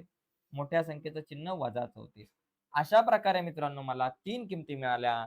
डी बरोबर वजा 17, डीएक्स बरोबर वजा 51 आणि डीवाय बरोबर वजा 34. पण आपल्याला एक्स आणि वायच्या किमती काढायच्यात. मग इथं लिहायचं क्रेमरच्या सूत्रानुसार. एक्स बरोबर सूत्र काय बाबा? डीएक्स भागिले डी. डीएक्स ची किंमत किती? वजा 51. डी ची किंमत वजा 17. मग इथं लिहायचं वजा 51 भागिले वजा 17. 17 त्रिक 51. एक्स बरोबर 3. आता मला वाय ची किंमत काढायची. वाय बरोबर डीवाय भागिले डी. भाऊ डीवाय ची किंमत किती आहे? कुठे गेला डीवाय? डीवाय ची किंमत वजा 34 आणि डी ची किंमत वजा 17. इथे लिहायचं वजा 34 भागिले वजा 17. 17 दुने 34 म्हणजे वाय बरोबर 2. एक्स बरोबर 3, वाय बरोबर 2. अशा प्रकारे आपण क्रेमरच्या पद्धतीनं हे गणित सोडवू शकतो. एक्स बरोबर 3 आणि वाय बरोबर 2 झालं. बघा क्रेमरची पद्धत खूप सोपी आणि खूप महत्वाची आहे. गेल्या 2-3 वर्षापासून दरवर्षी या क्रेमरच्या पद्धतीवर प्रश्न विचारला जातो आणि तो 3 मार्काला विचारला जातो. त्याच्यामुळे ही पद्धत नीट समजून घ्या. कारण 2014 मध्ये सुद्धा हा प्रश्न विचारला होता आणि सूत्राची पद्धत पण 100% विचारली जाते. 2024 ला. मागच्या वर्षी सुद्धा 24 ला सुद्धा आणि 25 ला सुद्धा दोन्ही वर्षी क्रेमर रूल आणि सूत्र पद्धत आणि सूत्र पद्धतीवर तर खूप वेळा प्रश्न विचारला जातो. त्यामुळे ही पद्धत समजून घ्या. काय सांगितलंय? सूत्राचा उपयोग करून वर्ग समीकरण सोडवा. भाऊ सूत्राचा उपयोग करून वर्ग समीकरण सोडवण्याचं सूत्र काय आहे ते माहिती पाहिजे ना आधी. सूत्र लिहून देतो. एक्स बरोबर वजा बी अधिक वजा वर्गमुळात बी वर्ग वजा 4ac भागिले 2a. हे सूत्र पाठच पाहिजे, नाहीतर आपली वाटाचे समजा. मित्रांनो 3 मार्क हातातले. सूत्र पद्धतीने प्रश्न सोडवा, सूत्र पद्धतीने एखादं वर्ग समीकरण सोडवा. हा जो प्रश्न आला तर हे सूत्र माहिती पाहिजे. 3 मार्काला 100%, 90% मी तुम्हाला सांगतो प्रश्न येणार म्हणजे येणार. आता बघा मला या सूत्रामध्ये किमती टाकायच्यात. मला कशा-कशाच्या किमती पाहिजेत? मला ए, बी आणि सी च्या किमती पाहिजेत. मग इथं ए, बी, सी च्या किमती काय असतील? त्या काढण्याच्या अगोदर एक वाक्य लिहायचंय. वरील समीकरणाची तुलना ax वर्ग अधिक bx अधिक c बरोबर 0 शी करू. आणि मग ए बरोबर काय येईल? एक्स वर्गाच्या शेजारी काय नाही म्हणजे 1 आहे. बी बरोबर काय येईल? एक्सच्या शेजारी वजा 2 आहे. आणि सी बरोबर काय येईल? हे वजा 3 आहे. झालं एबीसीच्या किमती काढल्या. आता या सगळ्या किमती तुम्ही डायरेक्ट या सूत्रात टाकून कॅल्क्युलेशन केलं तरी चालेल. पण माझं एक सजेशन आहे. अगोदर ही वर्गमुळातली बी वर्ग वजा 4ac ची किंमत काढून घ्या वेगळी. म्हणजे कॅल्क्युलेशनला बरं पडतं. मग आपण काय करू? बी वर्ग वजा 4ac ची किंमत काढून घेऊयात. बी चा वर्ग, बी वजा 2 आहे. वजा 2 चा वर्ग वजा 4 गुणिले ac. भाऊ a ची किंमत काय 1 आहे. गुणिले c ची किंमत वजा 3 आहे. 2 चा वर्ग 4 वजा 2 चा वर्ग अधिक 4. हे वजा वजा अधिक आणि 4 त्रिक झाले 12. 12 आणि 4 झाले 16. चला अर्ध काम झालं. आता या सगळ्या किमती या सूत्रामध्ये टाकून देऊयात. एक्स बरोबर काय बाबा? वजा. पहिलं वजाचं चिन्ह लिहा आणि वजा नंतर इथं वजा 2 आहे. मग इथं लिहा वजा 2 आहे. अधिक वजा वर्गमुळात बी वर्ग वजा 4ac. बी वर्ग वजा 4ac ची किंमत आहे 16. इथं लिहून टाका 16 भागिले 2a. 2 गुणिले a ची किंमत आहे 1. मग इथं लिहा 1. सगळ्यांना मिळेल केक. वजा वजा अधिक 2. बरं का 2 लिहा नुसते. अधिक वजा वर्गमुळात 16 म्हणजे किती? 4. 16चं वर्गमूळ 4 भागिले 2 एके 2. म्हणजे x बरोबर 2 अधिक वजा 4 भागिले 2. म्हणजे इथं तुम्हाला 2 उत्तर मिळणार. एक तर x बरोबर 2 अधिक 4 भागिले 2 किंवा x बरोबर 2 वजा 4 भागिले 2. एका ठिकाणी अधिक 4, एका ठिकाणी वजा 4. आता 2 अधिक 4 किती? 6 भागिले 2. बेत्रिक 6. म्हणजे x बरोबर 3 येईल. किंवा 2 वजा 4 किती? वजा 1 भागिले 2. सॉरी 2 वजा 4 किती? वजा 2. वजा 2 भागिले 2. वजा 2 भागिले 2 किती? वजा 1. बे एक्के बे म्हणून वजा 1. तर अशा प्रकारे मला x बरोबर 3 मिळेल किंवा x बरोबर वजा 1 मिळेल. तर असा आपण हा प्रश्न सोडवू शकतो. पण मित्रांनो माझं असं सांगणं आहे की अवयव पद्धतीने ज्यावेळेस तुम्ही वर्ग समीकरण सोडवता ती पद्धत आणि ही सूत्र पद्धत या 2 पद्धती खूप महत्त्वाच्या आहेत. दरवर्षी या दोनही पद्धतींवरती तुम्हाला प्रश्न विचारले जातात आणि त्याचबरोबर क्रेमर्सचा रूल हा सुद्धा नीट समजून घ्या. या क्रेमर्सच्या रूलवर 3 मार्काचा प्रश्न विचारला जातो. ठीक आहे. तर क्रेमर्स रूल, सूत्र पद्धत आणि वर्ग समीकरण सोडवण्याची अवयव पद्धत या पद्धती माहिती पाहिजेत. आता इथे बघा 3 मुलगे व 2 मुली यांच्यातून आपल्याला काय करायचंय की दोघांची एक समिती बनवायची. 3 मुलं आणि 2 मुली आहेत. बघा लक्षात घ्या, आपण इथे लिहू मुले. मुलांचा जर विचार केला तर मुले आपल्याकडे 3 आहे. मुले म्हणजे बॉईज पकडा. B1, B2 आणि B3 अशी 3 मुले आहेत. आणि मुलींचा जर का आपण विचार केला, तर मुली काय आहेत आपल्याकडं? मुलींचा विचार केला तर 2च मुली आहेत. मग त्याला आपण G1 आणि G2 म्हणू. गर्ल्स म्हणा G1, G2 झालं. आता यांच्यातून दोघांची समिती बनवायची. म्हणजे पहिला मला नमुना अवकाश लिहावा लागणार. तर मला दोघांची समिती बनवायची. आता दोघांची मग ती कुठल्या दोघांची? B1, B2 या दोघांची सुद्धा होऊ शकते. B2, B3 या दोघांची सुद्धा होऊ शकते. G1, G2 या दोघांची सुद्धा होऊ शकते. B3, G1 या दोघांची सुद्धा होऊ शकते. मग या सगळ्या शक्यता लिहायच्या तिथं. म्हणजे म्हणजे त्याला नमुना अवकाश बघा. मग आपण काय करू, एक ट्रिक सांगतो. पहिली B1 पासून तुम्ही सुरुवात करा. बरं का? B1 पासून सुरुवात केली ना, B1 च्या पुढे B2 ला लिहा. Okay, comma. नंतर B1 च्या पुढे B3 ला लिहा. ओके, झालं, कॉमा. नंतर B1 च्या पुढे हा G1 ला लिहा, कॉमा. मग B1 च्या पुढे G2 ला लिहा. झालं. म्हणजे B1 घेतला त्याच्या पुढे B2, B3, G1, G2 4 जोड्या झाल्या. आता एक काम करा, B2 ला घ्या, B2 ला घ्या. आणि B2 लिहिला. B2 च्या पुढे B1 नका लिहू, कारण B2 आणि B1 ची इथं जोडी झाली. मागे जायचंच नाही भाऊ. पुढे जायचं म्हणजे काय राहणार नाही. B2 आणि B2 च्या पुढे आहे B3 याला लिहिलं, कॉमा दिला. त्याच्यानंतर पुढे काय करू आपण, या ठिकाणी B2 आणि B2 च्या पुढे आता कोणाला लिहा, G1 ला लिहा. झालं. त्याच्यानंतर लिहा B2 आणि B2 च्या पुढे हा G1 राहिला बरं का, G1. आणि त्याच्यानंतर B2 च्या पुढे लिहा G2. झालं. बघा B2 आहे, B2 च्या पुढे लिहिलं B3, G1 आणि G2 लिहिलं. झालं. आता B2 झालं. आता B3 पासून सुरुवात करा. B3 मागं जायचं नाही. B3 आणि B2 ची झाली जोडी, B3 आणि B1 ची झाली, पुढे जायचं. कॉमा देऊन लिहा B3 आणि G1. त्याच्यानंतर B3 आणि G2 झाली. त्याच्यानंतर आता काय करा, G1 पासून सुरुवात करा. G1 च्या पुढेच जायचं. G1 आणि G2 एवढीच जोडी पर्यंत. G2 च्या पुढे कोणीच नाहीये. किती झाल्या बाबा? 1, 2, 3, 4, 5, 6, 7, 8, 9, 10 जोड्या झाल्या. म्हणजे नंबर ऑफ एस बरोबर मला किती मिळालं? 10 मिळालं. नंबर ऑफ एस बरोबर 10 मिळालं. आता मला या 2 घटना लिहायच्यात. घटना बघा. घटना ए. लक्षात घ्या घटना काय दिल्यात, नीट समजून घ्या.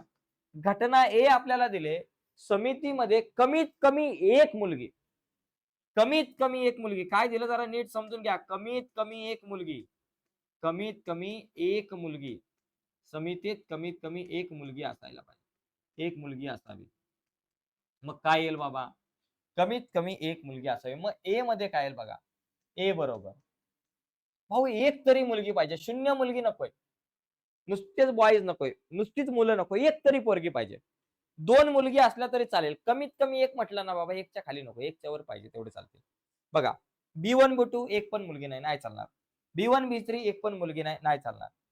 हे बघा B1, G1, B1, G2 इथं एक मुलगा, एक मुलगी, इथं पण एक मुलगी चालेल. 2 मुलं नाही चालणार. इथं एक मुलगी आहे चालेल. इथं एक मुलगी आहे चालेल. इथं एक मुलगी आहे चालेल. B3 आणि इथं G1 आहे. इथं एक मुलगी आहे चालेल. ओके, इथं पण G1 आहे. इथं एक मुलगी आहे चालेल. इथं 2 मुले चालेलच, डोक्याला तापच नाही. हा, फुल नाचतील दोघी जणी मिळून. म्हणजे या ठिकाणी इथं कमीत कमी एक मुलगी पाहिजे. म्हणजे 0 मुली नकोय. 2 मुली असल्या तरी चालतील. मग या सगळ्यांना या ठिकाणी आपण इथं लिहून टाकूयात. काय काय बाबा या ठिकाणी? एकतर B1, G1, त्याच्यानंतर B1, G2, त्याच्यानंतर B2, G1, त्याच्यानंतर B2, G2, त्याच्यानंतर B3, G1 आणि त्याच्यानंतर B3, G2 आणि G1, G2 या सगळ्यांना या ठिकाणी आपण लिहिलं. आणि नंबर ऑफ एस किती आलं? 1, 2, 3, 4, 5, 6, 7. नंबर ऑफ ए बरोबर आलं 7. आता नंबर ऑफ ए 7 आलं, याची संभाव्यता काढायची आपल्याला. काय करायचं? संभाव्यता. संभाव्यता काढायचं सूत्र काय बाबा? P of A. P of A काढायचं सूत्र आहे नंबर ऑफ ए भागिले number of S. Number of A 7 आणि नंबर ऑफ एस आहे आपल्याकडे इथं 10. तर अशा प्रकारे मित्रांनो आपण हा प्रश्न सोडवू शकतो. त्याच्यानंतर दुसरी घटना, घटना बी. घटना बी काय बाबा? समितीत एक मुलगा आणि एक मुलगी असणे. काय बाबा? शॉर्टकट मध्ये लिहितो. एक मुलगा व एक मुलगी. डोक्याला तापच नको. हा, एक मुलगा एक मुलगी. कारण काय होईल, मुलाला घेतलं दोन्ही तर मुलीला राग. 2 मुलींना घेतलं, मुलाला राग. त्याच्यापेक्षा एक मुलगा एक मुलगी घ्यायची, डोक्याला ताप नाही. आता कुठं एक मुलगा आणि एक मुलगी बाबा बघा. इथं एक मुलगा एक मुलगी, इथं एक मुलगा एक मुलगी. इथं B2G1, B2G2, B3G1, B3G2. 2 मुली नाही चालणार, 2 मुलं नाही चालणार, 2 मुलं नाही चालणार, 2 मुलं नाही चालणार. एक मुलगा एक मुलगी. मग या सगळ्यांना लिहून घ्या. बी बरोबर काय बाबा? B1G1, B1G2, त्याच्यानंतर B2G1, B2G2, त्याच्यानंतर B3G1 आणि B3 आणि G2. या सगळ्यांना आपण या ठिकाणी लिहिलं. B1G1, B1G2, B2G1, B2G2, B3G1, B3G2 सगळ्यांना लिहिलं. आणि नंबर ऑफ बी बरोबर या ठिकाणी आपण लिहूयात. नंबर ऑफ बी बरोबर आपल्याकडे आलं 6. 1, 2, 3, 4, 5, 6 झालं. आता संभाव्यता म्हणजे पी ऑफ बी काढायचं सूत्र आहे नंबर ऑफ बी भागिले number of S. Number of B आहे 6, मग या ठिकाणी इथे लिहायचं 6 आणि भागिले नंबर ऑफ एस बरोबर किती आहे आपल्याकडे 10, इथं लिहायचं 10. 10 आणि 6 दोघे पण 2च्या पाड्यात येतात, मग इथं लिहायचं बेत्रिक 6, बेपंचे 10, 3/5 ही झाली संभाव्यता. तर अशा प्रकारे आपण हा प्रश्न सोडवू शकतो. ओके, तर बघा मित्रांनो, एकदम सोपा प्रश्न आहे. तर या प्रश्नामध्ये जर तुम्ही बघितलं तिसऱ्या एकूण 3 प्रश्न असतात, 4 प्रश्न असतात, 4 पैकी 2 सोडवायचे असतात. तर आता आपण साधारणतः प्रश्न किती बघितले? 3 बघितले. अजून एक प्रश्न आहे याच्यातला, तो बघूयात. ओके, बघा पुढचा प्रश्न इथे दिलंय. हा मध्यक काढायचा मित्रांनो, मध्यक. तर हा मध्यक काढण्याचा आपल्याला एक सूत्र आहे, लक्षात घ्या. इथं काय दिलंय? एका जनरल स्टोअर मधील विविध वस्तूंच्या किमती व त्या वस्तूंची मागणी वर्गीकृत वारंवारता बरं का सारणीत दिली आहे, त्यावरून किमतींचा मध्यक काढा. आता मध्यक काढण्यासाठी इथं संचित वारंवारता लिहायची असते. संचित वारंवारता, संचित वारंवारता पेक्षा कमी. ओके, पेक्षा कमी म्हणजे ही झाली तुमची संचित वारंवारता CF. तर इथं मध्यक काढायचं सूत्र आपल्याला माहिती पाहिजे. मध्यक बरोबर L कंसात N/2 वजा CF भागिले F आणि गुणिले H. तर ही सूत्र आपल्याला, हे सूत्र माहिती पाहिजे, लक्षात घ्या. या सूत्रावर सगळी गेम. आता या सूत्रामध्ये L म्हणजे काय, N/2 म्हणजे काय, CF म्हणजे काय सांगतो. तर पहिली गोष्ट, ही जी संख्या दिली सगळी संचित वारंवारता काढताना काय करायचं? सगळ्यात पहिली गोष्ट 140 ला इथं लिहायचं. बाबा तू पहिला आहे पहिला. मग 140 अधिक हे 100 करायचं. 140 अधिक 100 किती झाले बाबा? 240 झाले. बरोबर, 240. त्याच्यानंतर 240 अधिक हे 80. 240 अधिक 80 किती झाले बाबा? 320. 320 अधिक 60. 320 अधिक 60 बरोबर झाले 380. आणि त्याच्यानंतर 380 अधिक हे 20 बरोबर झाले 400. झालं. आता मला काय करायचंय? या ठिकाणी N/2 ची किंमत पहिली काढून घ्यायची, नंतर बाकी सगळ्या गोष्टी. N/2 N किती? 400. एकूण सगळ्यांची टोटल किती बाबा? 400. N बरोबर 400 आणि 400 भागिले 2 केलं तर मला मिळणार 200. बरं का, लक्षात घ्या. वाटलं तर या सगळ्यांची बेरीज करून बघा 200 येते का? 140 आणि 100 झाले 240. बघा इथून करा. 20 आणि 60 आपल्याकडे झाले 80. 80 आणि 80 आपल्याकडे झाले 160. 160 आणि 100 झाले 260. 260 आणि 140 झाले 400. ओके. मग N/2 म्हणजे 200. आता 200 आल्यानंतर एक CF घ्यायचे. CF काय करायचं? CF म्हणजे या 200 पेक्षा छोटी संख्या. 200 पेक्षा छोटी 240 आहे का नाही? 200 पेक्षा लहान संख्या 140 आहे. मग 140 म्हणजे CF लक्षात घ्यायचं. ओके. आता समजा 200 इथं 240 असतं. 240 च्या अगोदर बाबा 140 आहे, त्याच्या आधी 100 असतं, त्याच्या आधी 50 असतं. मग 200 पेक्षा लहान या 3 संख्या असत्या. मग या 3 संख्या जर असतील तर मी 140 घेणार, सगळ्यात मोठी संख्या. ओके. 200 पेक्षा लहान असणारी मोठी संख्या सगळ्यात. मग आता CF जर हा आला तर त्याच्या खाली जो असतो तो असतो F. ही वारंवारता या स्तंभामध्ये CFच्या खाली F घ्यायचा. आणि हा F मिळाला की ही 220 ते 40 हा जो वर्ग असणार आहे या फ्रिक्वेन्सीचा, या वारंवारतेचा हा जो वर्ग आहे त्याला मध्यक वर्ग म्हणतात. आणि या मध्यक वर्गामध्ये जो 20 आहे त्याला म्हणतो आपण L. L बरोबर 20. आणि H म्हणजे काय? या दोघांमधलं अंतर. 40 20 गेले 20 म्हणजे या ठिकाणी H बरोबर आपल्याला मिळतं 20. आणि त्याच्यानंतर CF बरोबर तुम्हाला माहिती आहे, CF बरोबर किती? 140. मी इथं सांगितलं तुम्हाला. आणि F बरोबर आपल्याकडे काय असणार आहे? F बरोबर 100 असणार आहे. आता या सगळ्या किमती आपल्या या सूत्रामध्ये टाकायच्या आणि उत्तर काढायचं. मध्यक काढण्यासाठी एल, एल किती बाबा 20 आहे, अधिक कंसामध्ये n/2, n/2 किती 200, n/2 ची किंमत 200 आहे, या ठिकाणी लिहायचं 200, वजा CF किती 140 आहे, भागिले F किती 100 आहे, आणि गुणिले H बरोबर किती बाबा, H बरोबर आपण काढलेलं आहे या ठिकाणी 20. बघा आता 20 अधिक 200 मधून 140 गेले 60, भागिले 100 आणि गुणिले बाबा हे आपले 20. मग काय आलं बाबा, 20 आपल्या जागेवर अधिक 60 गुणिले 20, बघा 6 दुने 12 म्हणजे या ठिकाणी आले 1200, भागिले 100. बघा 20 अधिक 1200 ला 100 ने भाग लावला, 12 आला उत्तर. मग 20 आणि 12 किती झालं 32. तर 32 लिहिताना या ठिकाणी 32 रुपये या ठिकाणी आपलं उत्तर येईल, 32 रुपये. ओके. तर अशा प्रकारे मित्रांनो आपण हा प्रश्न सोडवू शकतो, एकदम सोपा आहे. तर याचा स्क्रीनशॉट घ्यायचा असेल तर तुम्ही घेऊ शकता किंवा व्हिडिओला पॉज करून हे गणित तुम्ही लिहू शकता. ठीक आहे. तर बघा मित्रांनो, या ठिकाणी प्रश्न क्रमांक 4 आपण आता सुरू करूयात. प्रश्न क्रमांक 4 अतिशय महत्वाचा आहे, कारण 4 मार्काचे प्रश्न इथं आहेत. हा जो प्रश्न तुम्हाला आता स्क्रीन मध्ये दिसतोय पहिला, की ज्याच्यामध्ये दिलं m-12 चा वर्ग, m-12 कंसात x कंसात m-12 x चा वर्ग आणि 2 कंसात m-12 कंस पूर्ण x अधिक 2 बरोबर 0. या वर्ग समीकरणांची मुळे वास्तव व समान असतील तर m ची किंमत काढा. मित्रांनो लक्षात घ्या, कुठल्याही वर्ग समीकरणाची मुळे वास्तव व समान केव्हा असतात, ज्या वेळेस डेल्टाची किंमत बरोबर 0 येते, म्हणजे b वर्ग वजा 4ac ची किंमत जेव्हा 0 येते ना, तेव्हाच मुळे वास्तव व समान असतात. मग आपण काय करू, या समीकरणामध्ये अगोदर b वर्ग वजा 4ac ची किंमत काढू. एकदा ती किंमत काढली की त्याच्यानंतर मला m ची किंमत काढणं सोपं जाईल. बघा कसं. पण या अगोदर आपल्याकडे जे समीकरण आहे, आपलं जे समीकरण आहे m-12x चा वर्ग अधिक 2 कंसात m-12x अधिक 2 बरोबर 0. याच्यामध्ये जरा एक लक्षात घ्या, याला आपण थोडंसं सोपं करूयात. याच्यामध्ये m-12 आणि m-12 हे 2 वेळा आलेत. मग याच्या जागेवर आपण a b c d दुसरं काहीतरी म्हणू. m-12 बरोबर आपण a मानू, असं या ठिकाणी लिहू. आणि a ची किंमत 0 नसणार आहे. a ची किंमत 0 नसणार आहे. आणि त्याचबरोबर लक्षात घ्या, a ची किंमत आपल्याकडं is not equal to 0. a ची किंमत कधीही 0 नसणार आहे, एवढं आपल्याला लक्षात घ्यायचंय. आता याच्यामध्ये बघा m-12x वर्ग, कारण m ची किंमत जर आपण 0 घेतली तर इथं सगळीकडे उत्तर 0 येईल. हे 0, हे 0, तर त्याच्यामुळे आपल्याला a ची किंमत 0 नसणार आहे. तर आता या ठिकाणी आपण एक लक्षात घेऊ की m-12 म्हणजे काय, a. या ठिकाणी घेऊ ax चा वर्ग अधिक 2 कंसात m-12 म्हणजे a आणि हा x, हे जरा सध्या नाही लिहिलं तरी चालेल, आणि अधिक 2 बरोबर 0.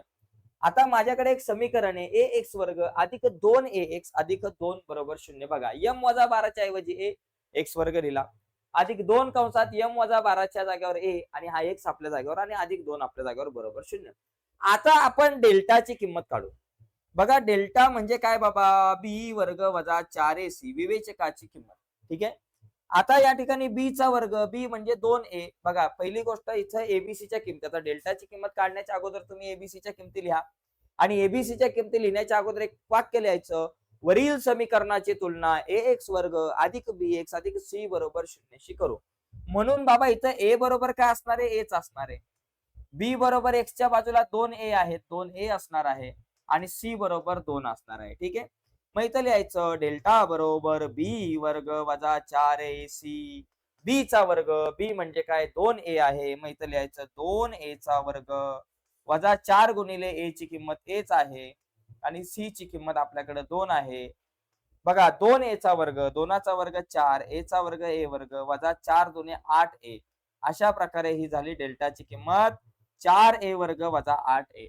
परंतु समीकरणाची मुळे वास्तव व समान आहेत. बरोबर, एक वाक्य महत्वाचं आहे, परंतु वर्ग समीकरणाची मुळे दिलेल्या वर्ग समीकरणाची मुळे जी आहेत ती कशी आहेत, मुळे वास्तव व समान आहेत, वास्तव व समान आहेत, वास्तव आणि समान आहेत. मग मुळे जर का वास्तव व समान असतील तर या डेल्टाची किंमत 0 असते. मग मुळे व वास्तव व समान केव्हा असतात, जेव्हा डेल्टाची किंमत 0 असते तेव्हा.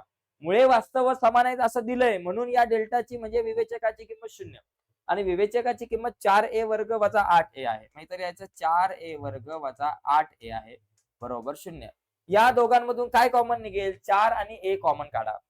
4a कॉमन काढला, कंसामध्ये राहिलं 4 आपल्या जागेवर, a च्या वर्गातला a बाहेर a राहिला. 4 दुने 8 म्हणून 2 आणि a आला बाहेर बरोबर 0.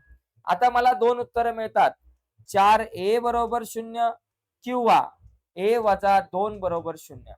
आता a बरोबर 4 गुणिले बरोबर चिन्हाच्या पलीकडे गेले भागिले 0 भागिले 4 आणि a बरोबर 0 भागिले 4 किती 0. a ची किंमत आली 0. त्याच्यानंतर a बरोबर बघा a वजा 2 बरोबर 0 आहे. मग a बरोबर वजा 2 बरोबर चिन्हाच्या पलीकडे गेले अधिक 2, a ची किंमत आली 2. आता या ठिकाणी a ची किंमत 0 का घ्यायची माहिती? 0 नाही घेऊ शकत आपण. का माहितीये का? कारण a ची किंमत 0 घेतली, इथं 0 लिहिलं, इथं 0 लिहिलं तर तुम्हाला x ची किंमत मिळणारच नाही. बरोबर? म्हणजे वर्ग समीकरणाचं तुम्हाला मूळच मिळणार नाही. त्याच्यामुळे आपण a 0 नको घ्यायला, a बरोबर 2 घेऊ. बरोबर? a बरोबर आपण 2 घेऊ. आता a बरोबर 2 घेतलं तर a ची किंमत काय बाबा माझ्याकडे m वजा 12. मग a च्या जागेवर लिहायचं m वजा 12 बरोबर 2. m आपल्या जाग्यावर 2 आपल्या जाग्यावर वजा 12 बरोबर चिन्हाच्या पलीकडे गेले अधिक 12 झाले. ओके. मग 2 अधिक 12 m बरोबर झालं 14. तर इतका सोपा मित्रांनो प्रश्न होता. मी माझ्या पद्धतीने सांगितलंय. पुस्तकात गाईड मध्ये थोडस वेगळ्या पद्धतीने असेल, पण मी माझी एक सोपी पद्धत तुम्हाला सांगण्याचा प्रयत्न केला. आता आपण जाऊयात पुढच्या प्रश्नाकडे मित्रांनो. प्रत्येक प्रश्न आपल्यासाठी लई महत्वाचा आहे. पुढचा प्रश्न बघा, हात भारी लात भारी, हा प्रश्न सगळ्यात भारी बघा. एक शेतकरी आहे, त्याने 1000 रुपये व त्यावरील 140 रुपये बघा, एका शेतकऱ्याने 1000 रुपये व त्यावरील 140 रुपये व्याजाची 12 हप्त्यात परतफेड करण्याचे कबूल केले. प्रत्येक हप्ता आधीच्या हप्त्यापेक्षा 10 रुपयाने कमी असल्यास पहिल्या व शेवटच्या हप्त्यातील रक्कम किती? आता मुद्दा बघा, इथं मुद्दल किती बाबा? मुद्दल बघा, मुद्दल म्हणजे त्याला इंग्लिश मध्ये आपण म्हणतो प्रिन्सिपल, म्हणजे p बरोबर किती? रुपये 1000. या शेतकऱ्याने 1000 रुपयाचं कर्ज घेतलेलं आहे. आणि व्याज किती बाबा? व्याज म्हणजे आपलं इंटरेस्ट. व्याज म्हणजे बाबा आपल्याकडे असलेलं इंटरेस्ट किती रुपये? 140 रुपये. मग आता बघा एकूण किती झालं बाबा? रास किती झाली? रास बरोबर किती झाली? रास म्हणजे काय बाबा? p अधिक i, म्हणजे तुमची मुद्दल अधिक तुमचं व्याज. म्हणजे आता शेतकऱ्याने 1000 रुपये घेतलेत, पण त्याला परतफेड किती करायचे? हे 1000 रुपये तर परत फेडायचेच आहेत, त्याचबरोबर 140 रुपये पण द्यायचे, व्याज पण द्यायच्यात. मग 1000 आणि 140 किती झाले? 1140.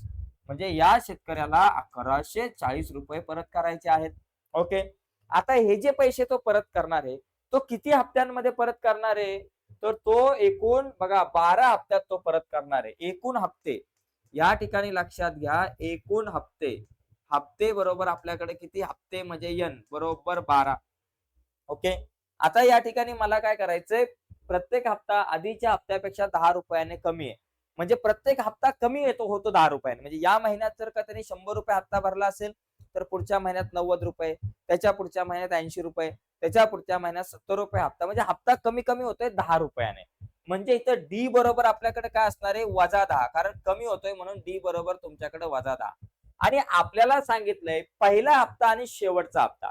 पहिला हप्ता म्हणजे अंकगणिती श्रेणीमध्ये पहिलं पद काय असतं? ए असतं. मग पहिला हप्ता आपण काय म्हणू? ए म्हणू, त्यालाच T1 म्हणतो. आणि शेवटचा जो हप्ता आहे त्याला आपण T12 म्हणू, कारण आपल्याकडे एकूण 12 हप्ते आहेत.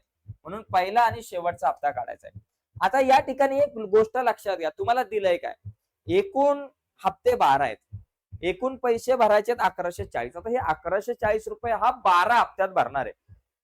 म्हणजे पहिल्या हप्त्यातली रक्कम अधिक दुसऱ्या हप्त्यातली रक्कम अधिक तिसरा हप्ता अधिक चौथा हप्ता अधिक पाचवा हप्ता अधिक 6वा 7वा 8वा 9वा 10वा 11वा 12वा हप्ता, सगळ्यांची बेरीज म्हणजे 1140. मग सगळ्यांची बेरीज केव्हा करतो? SN च्या सूत्रामध्ये. याचा अर्थ S12 बरोबर तुमच्याकडे आहेत 1140.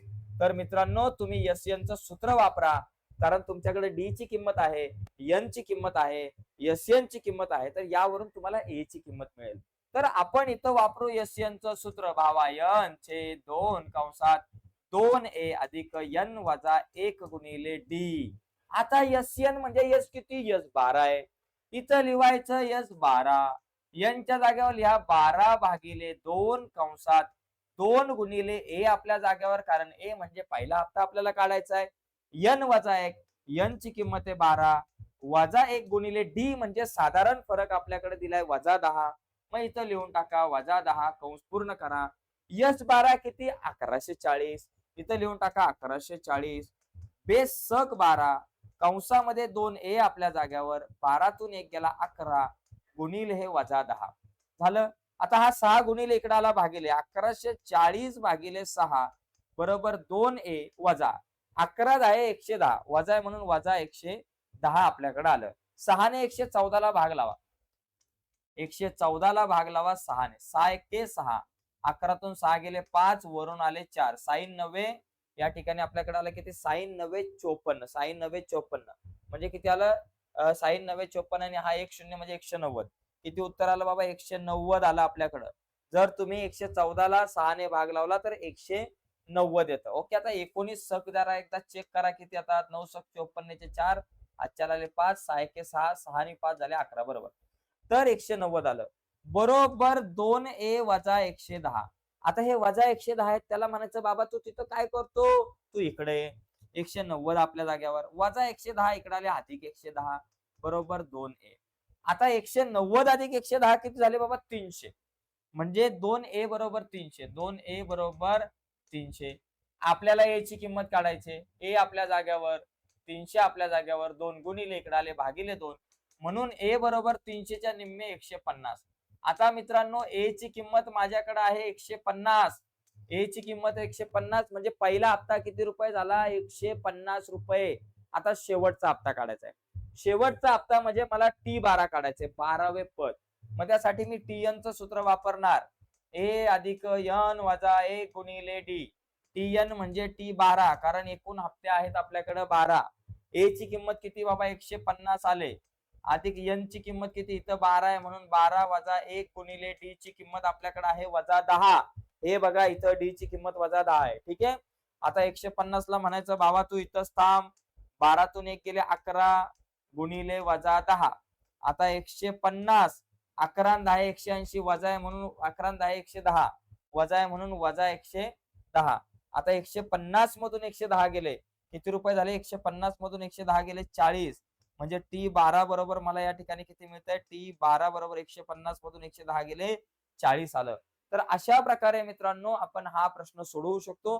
मी थोडासा बाजूला होतोय, याचा जर तुम्हाला स्क्रीनशॉट काढायचा असेल किंवा हे गणित तुम्हाला व्यवस्थित लिहून घ्यायचं असेल तर ते तुम्ही लिहून घेऊ शकता. बघा मित्रांनो प्रत्येक गणित आपल्यासाठी खूप महत्वाचं आहे, तर सगळी गणित आज आपण पाहण्याचा प्रयत्न करणार आहोत. ओके, तर या ठिकाणी एक लक्षात घ्यायचं मित्रांनो की ही जी प्रश्नपत्रिकांची सिरीज आहे ती आपल्यासाठी खूप महत्वाची आहे, कारण आपण या सिरीज मध्ये दर आठवड्याला एक एक प्रश्नपत्रिका आपण बघत असतो आणि सगळ्या प्रश्नपत्रिका आपल्याला पाहायच्या आहेत या ठिकाणी. तर त्यासाठी ही सिरीज खूप महत्वाची आहे आपल्यासाठी.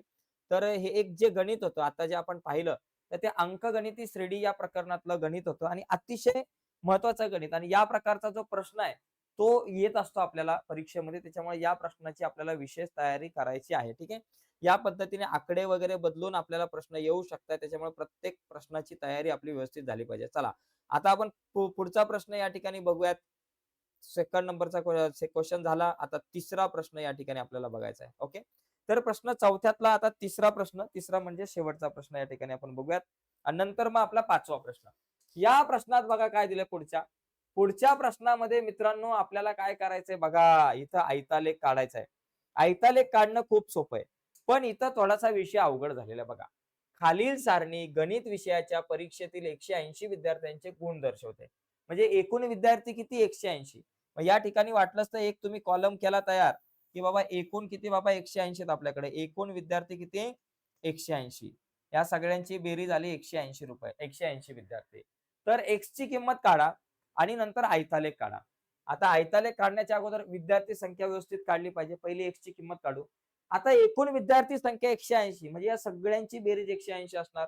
याचा अर्थ 25 अधिक x अधिक 30 अधिक 2x अधिक 65 बरोबर 180. बघा नीट लक्षात घ्या, काय 25 अधिक x अधिक 30 अधिक 2x अधिक 65 बरोबर 180. बघा 25 आणि 65 झाले 90 बरोबर, बेरीज नीट करा. पहिले बाबा x आणि 2x झाले 3x, 25 आणि 65 झाले 90, 90 आणि 30 आपल्याकडे झाले 120, 90 अधिक 30 120, बरोबर, आणि बरोबर 180. आता 3x बरोबर 180 आपल्या जाग्यावर 120 अधिक आहे, बरोबर चिन्हाच्या पलीकडे गेले वजा 120. 3x बरोबर 180 मधून 120 गेले, किती राहिले? 60 राहिले. मग x बरोबर 60 आपल्या जागेवर 3 गुणिले इकडे आले भागिले. x बरोबर किती झालं? 3 दुने 6, 3 दुने 6 म्हणजे 20. x ची किंमत किती आली? 20 आली. ओके, x ची किंमत काढायला सांगितली, ती काढली. आता इथं विद्यार्थी संख्या बघा, इथं 25 आहे, इथं x च्या ऐवजी x ची किंमत किती बाबा? 30 आहे, म्हणून 20 आहे, म्हणून इथं x बरोबर 20 येणार. झालं. इथे बघा 2x आहे, म्हणजे 2 गुणिले x म्हणजे 2 गुणिले 20 किती झालं बाबा? 40 झालं. इथे तुम्हाला 40 मिळणार आहे विद्यार्थी संख्या. आता या सगळ्यांची जर तुम्ही बेरीज केली तर बघा, 65 आणि 25 किती होतात? 90, 90 आणि 30 किती होतात? 120, 120 आणि 20 झाले 140, 140 आणि 40 180. तर अशा प्रकारे मित्रांनो x ची किंमत काढून हा टेबल आपल्याला तयार करायचा आहे. आणि याच्यानंतर आयतालेख काढायचा. आता आयतालेख काढणं खूप सोपं आहे, तुम्हाला माहिती आहे. आता याला तुम्ही वाटलंच तर व्हिडिओला पॉज करून किंवा स्क्रीनशॉट करून तुम्ही लिहू शकताय. आता आपण आयतालेख काढूया. आता मी हे रफ करतो, ठीक आहे. आता बघा, आयतालेख काढताना एकदम सोपं आहे, तुमच्या सगळ्यांना आयतालेख काढता येतो, एकदम सिंपल आहे. आयतालेख काढताना हा झाला आपल्याकडे एक अक्ष आडवा, उभा जो आहे तो आपल्याकडे वाय अक्ष, ठीक आहे. हा झाला तुमचा वाय अक्ष, हा एक्स अक्ष. मी शॉर्टकट मध्ये सांगतोय, इथं तुमच्याकडे येईल 0, ठीक आहे. शून्यानंतर आता इथं ही जी काही तुमचे गुण आहेत ते गुण शून्यापासून चालू होतात. 0 ते 10, 10 ते 20, 20 ते 30, 30 ते 40, 40 ते 50 हे सगळे गुण या ठिकाणी दर्शवलेत. तर हे पहिले लिहू आपण. 0 ते 10, 10 ते 20, 20 ते 30, 30 ते 40, 40 ते 50 हे सगळे गुण या ठिकाणी आपण लिहू. बघा 10 गुण, 20 गुण, 30 गुण, 40 गुण आणि हे 50 गुण. इथं लिहायचं बाबा गुण, विद्यार्थ्यांना मिळालेले गुण आहेत या ठिकाणी, ठीक आहे. आणि त्याच्यानंतर या वाय अक्षावर आपण काय करू? विद्यार्थी संख्या, जी सगळ्यात मोठा आकडा 65 आहे. मग आपण या ठिकाणी बघा 10, 20, 30, 40, 50, 60, त्याच्यावरती थोडस 70. बघा 10, 20, 30, 40, 50, 60 आणि 70. आता इथे विद्यार्थी संख्या, इथं आपण काय लिहायची बाबा? ही आपल्याकडे असणारी विद्यार्थी संख्या, ठीक आहे. इथं लिहायचं विद्यार्थी संख्या, विद्यार्थी संख्या. आणि या ठिकाणी तुम्हाला एक गोष्ट लिहायची. पहिली गोष्ट, प्रमाण लिहिणं खूप गरजेचं आहे. प्रमाण, प्रमाण कसं? एक्स अक्षावर काय घेतलंय तुम्ही ते लिहायचं. एक्स अक्षावरती काय बाबा? एक्स अक्षावर 1 सेमी म्हणजे 10 गुण आहेत, बरोबर. एक सेमी म्हणजे 10 गुण. म्हणजे ऍक्च्युली हे नाही घेतलं तरी चालेल. 1 सेमी बरोबर 10 गुण एक्स अक्षावरती नाही, तर वाय अक्षावरचं प्रमाण महत्वाचं आहे. ओके, वाय अक्षावर जर बघितलं तर वाय अक्षावर काय? 1 सेमी म्हणजे 10 विद्यार्थी, बरोबर. इथं लिहायचं 1 सेंटीमीटर बरोबर 10 विद्यार्थी, असं या ठिकाणी आपण इथं लिहूया, ठीक आहे. आता आणि किंवा आता इथे बघा पुढे, आता आपल्याला आयतालेख काढायचा. आता हा आयतालेख काढताना बघा, पहिले काय बाबा? 0 ते 10 साठी 25 विद्यार्थी आहेत. मग 0 ते 10 साठी 25 विद्यार्थी कुठं बाबा? 20 ते 30 च्या मध्ये येणार. हा झाला इथे एक स्तंभ, झालं. त्याच्यानंतर 10 ते 20 साठी 20 विद्यार्थी. मग याला जोडून 10 ते 20 साठी किती बाबा? 20 विद्यार्थी, म्हणजे इथं खाली आला थोडासा, बरोबर.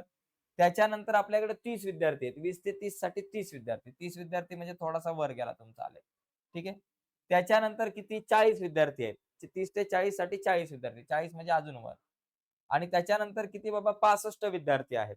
40 ते 50 साठी 65, मग 65 म्हणजे थोडस 60 ते 70 च्या मध्ये. आता माझ्याकडे पट्टी पेन्सिल नसल्यामुळे थोडीशी गडबड झाली, पण एकंदरीत अशा प्रकारे तुम्ही हा आयतालेख काढू शकता. एकदम जोडून काढायचे ते सगळे स्तंभ, हे लक्षात ठेवायचं, ठीक आहे. आता ह्या आयतालेखानंतर आता आपण पुढचा एक आपला प्रश्न आहे, 5वा प्रश्न. त्या 5व्या प्रश्नाकडे मित्रांनो आपण वळूयात. ओके, 5वा जो प्रश्न आहे, त्या 5व्या प्रश्नामध्ये 3-3 मार्काचे मित्रांनो 2 प्रश्न असतात आणि त्या 2 पैकी आपल्याला एक प्रश्न सोडवायचा आहे. आता हा प्रश्न बघा, या प्रश्नामध्ये मला काय दिलंय, की या प्रश्नात आपल्याला दिलेलं आहे की, एकच मिनिट हा. या प्रश्नात आपल्याला काय दिलंय, की या प्रश्नात आपल्याला दिलंय की एकाच आलेख कागदावर 2x बरोबर y अधिक 2 आणि 4x अधिक 3y बरोबर 24 या समीकरणांना दर्शवणारे आलेख काढा. एक्स अक्ष आणि वरील रेषांनी तयार झालेल्या त्रिकोणाचे क्षेत्रफळ काढा. तर या ठिकाणी मित्रांनो आपल्याला अशा प्रकारे या सारण्या पहिल्या पूर्ण कराव्या लागतील. हे 2 आलेख काढायचे म्हणजे 2 सारण्या पूर्ण कराव्या लागतील. तर अशा प्रकारे या 2 सारण्या पूर्ण करायच्यात. मी ऑलरेडी इथे तुम्हाला करून घेतलेल्या आहेत. एक्स बरोबर 1 आहे, तर y बरोबर 0, ठीक आहे. एक्स बरोबर 1 आणि y बरोबर 0 म्हणजे हा बिंदू. त्याच्यानंतर x2 आणि y2, x2 आणि y2 इथं आला होता, बरोबर आहे. बरोबर. हे बिंदू दाखवताना पहिला बघा x बरोबर 1, y बरोबर 0 म्हणजे हा. त्याच्यानंतर x बरोबर 2, y बरोबर 2 आहे. 2 आणि 2 बरोबर आहे. त्याच्यानंतर x बरोबर 3 आणि y बरोबर 4 बरोबर आहे. ऍक्च्युली बरोबरच होतं आपलं. ओके, ठीक आहे. या 3 बिंदूंमधून जाणारा आपल्याला एक अशा प्रकारे आलेख काढायचा आहे. हा झाला एक आलेख. ठीक आहे. हा आलेख या ठिकाणी आपण काढला. व्यवस्थित असा हा आलेख काढायचा आहे. झाला. हा कोणाचा आलेख झाला? 2x अधिक 2x बरोबर y अधिक 2 चा आलेख. ठीक आहे, झाला. आता याच्यानंतर पुढे आपण काय करूयात? याच्यानंतर आता पुढे काय करता येईल आपल्याला बघा. पुढचा जो मुद्दा आहे, त्याच्यामध्ये आपण काय करू? अ, हा आलेख काढू. 4x अधिक 3y बरोबर 24 चा. तर याच्यामध्ये x 0 तर y बरोबर 8 आहे. x ची किंमत कुठे गेली बाबा? x 0 आणि y बरोबर 8 म्हणजे तुमचा इथे आला बिंदू. x 0 आणि y बरोबर 8. 0, 8. त्याच्यानंतर आपल्याकडे पुढचा जो बिंदू आहे तो कुठला आहे? x 3 आणि y 4 आहे. x 3 आहे आणि y ची 4 आहे म्हणजे 3 आणि 4 म्हणजे हा बिंदू झाला. 3 आणि 4. त्याच्यानंतर 6 आणि 0. x 6 आहे आणि y बरोबर आपल्याकडे 0 आहे. 6 आणि 0 इथे येणार. बरोबर? x ची किंमत 6 आणि y ची किंमत 0 म्हणजे हा बिंदू इथे आला. आता या 3 बिंदूंमधून जाणारा या ठिकाणी आपण एक जाणारी एक रेषा काढली म्हणजे हा आलेख. आता यांनी काय सांगितलंय, की हे 2 या ठिकाणी आपल्याला दिसलेले हे 2 आपल्याकडे आलेख जे आपण काढलेत हे 2 आलेख. म्हणजे आलेख तर काढून झालं. आता याच्यानंतर आपल्याला एक प्रश्न विचारला होता, की हे 2 आलेख आणि एक्स अक्ष यांनी मिळून जो त्रिकोण तयार झाला, या त्रिकोणाचे क्षेत्रफळ. मग इथं हा एक त्रिकोण तुम्हाला दिसतोय बघा. हा जो त्रिकोण आहे ना, हा त्रिकोण. तर या त्रिकोणाचं मला क्षेत्रफळ काढायचं. आता या त्रिकोणाच्या क्षेत्रफळाचं सूत्र काय बाबा? 1/2 गुणिले पाया गुणिले उंची. इथं आपण लिहू चला त्रिकोणाचं क्षेत्रफळ. एरिया ऑफ त्रिकोण बरोबर 1/2 गुणिले पाया गुणिले उंची. ओके, असं येईल क्षेत्रफळ. आता 1/2 गुणिले पाया काय? पाया बघा इथं काय 1, 2, 3, 4 आणि 5. पाया तुम्हाला इथं 5 सेंटीमीटर दिसतो बघा.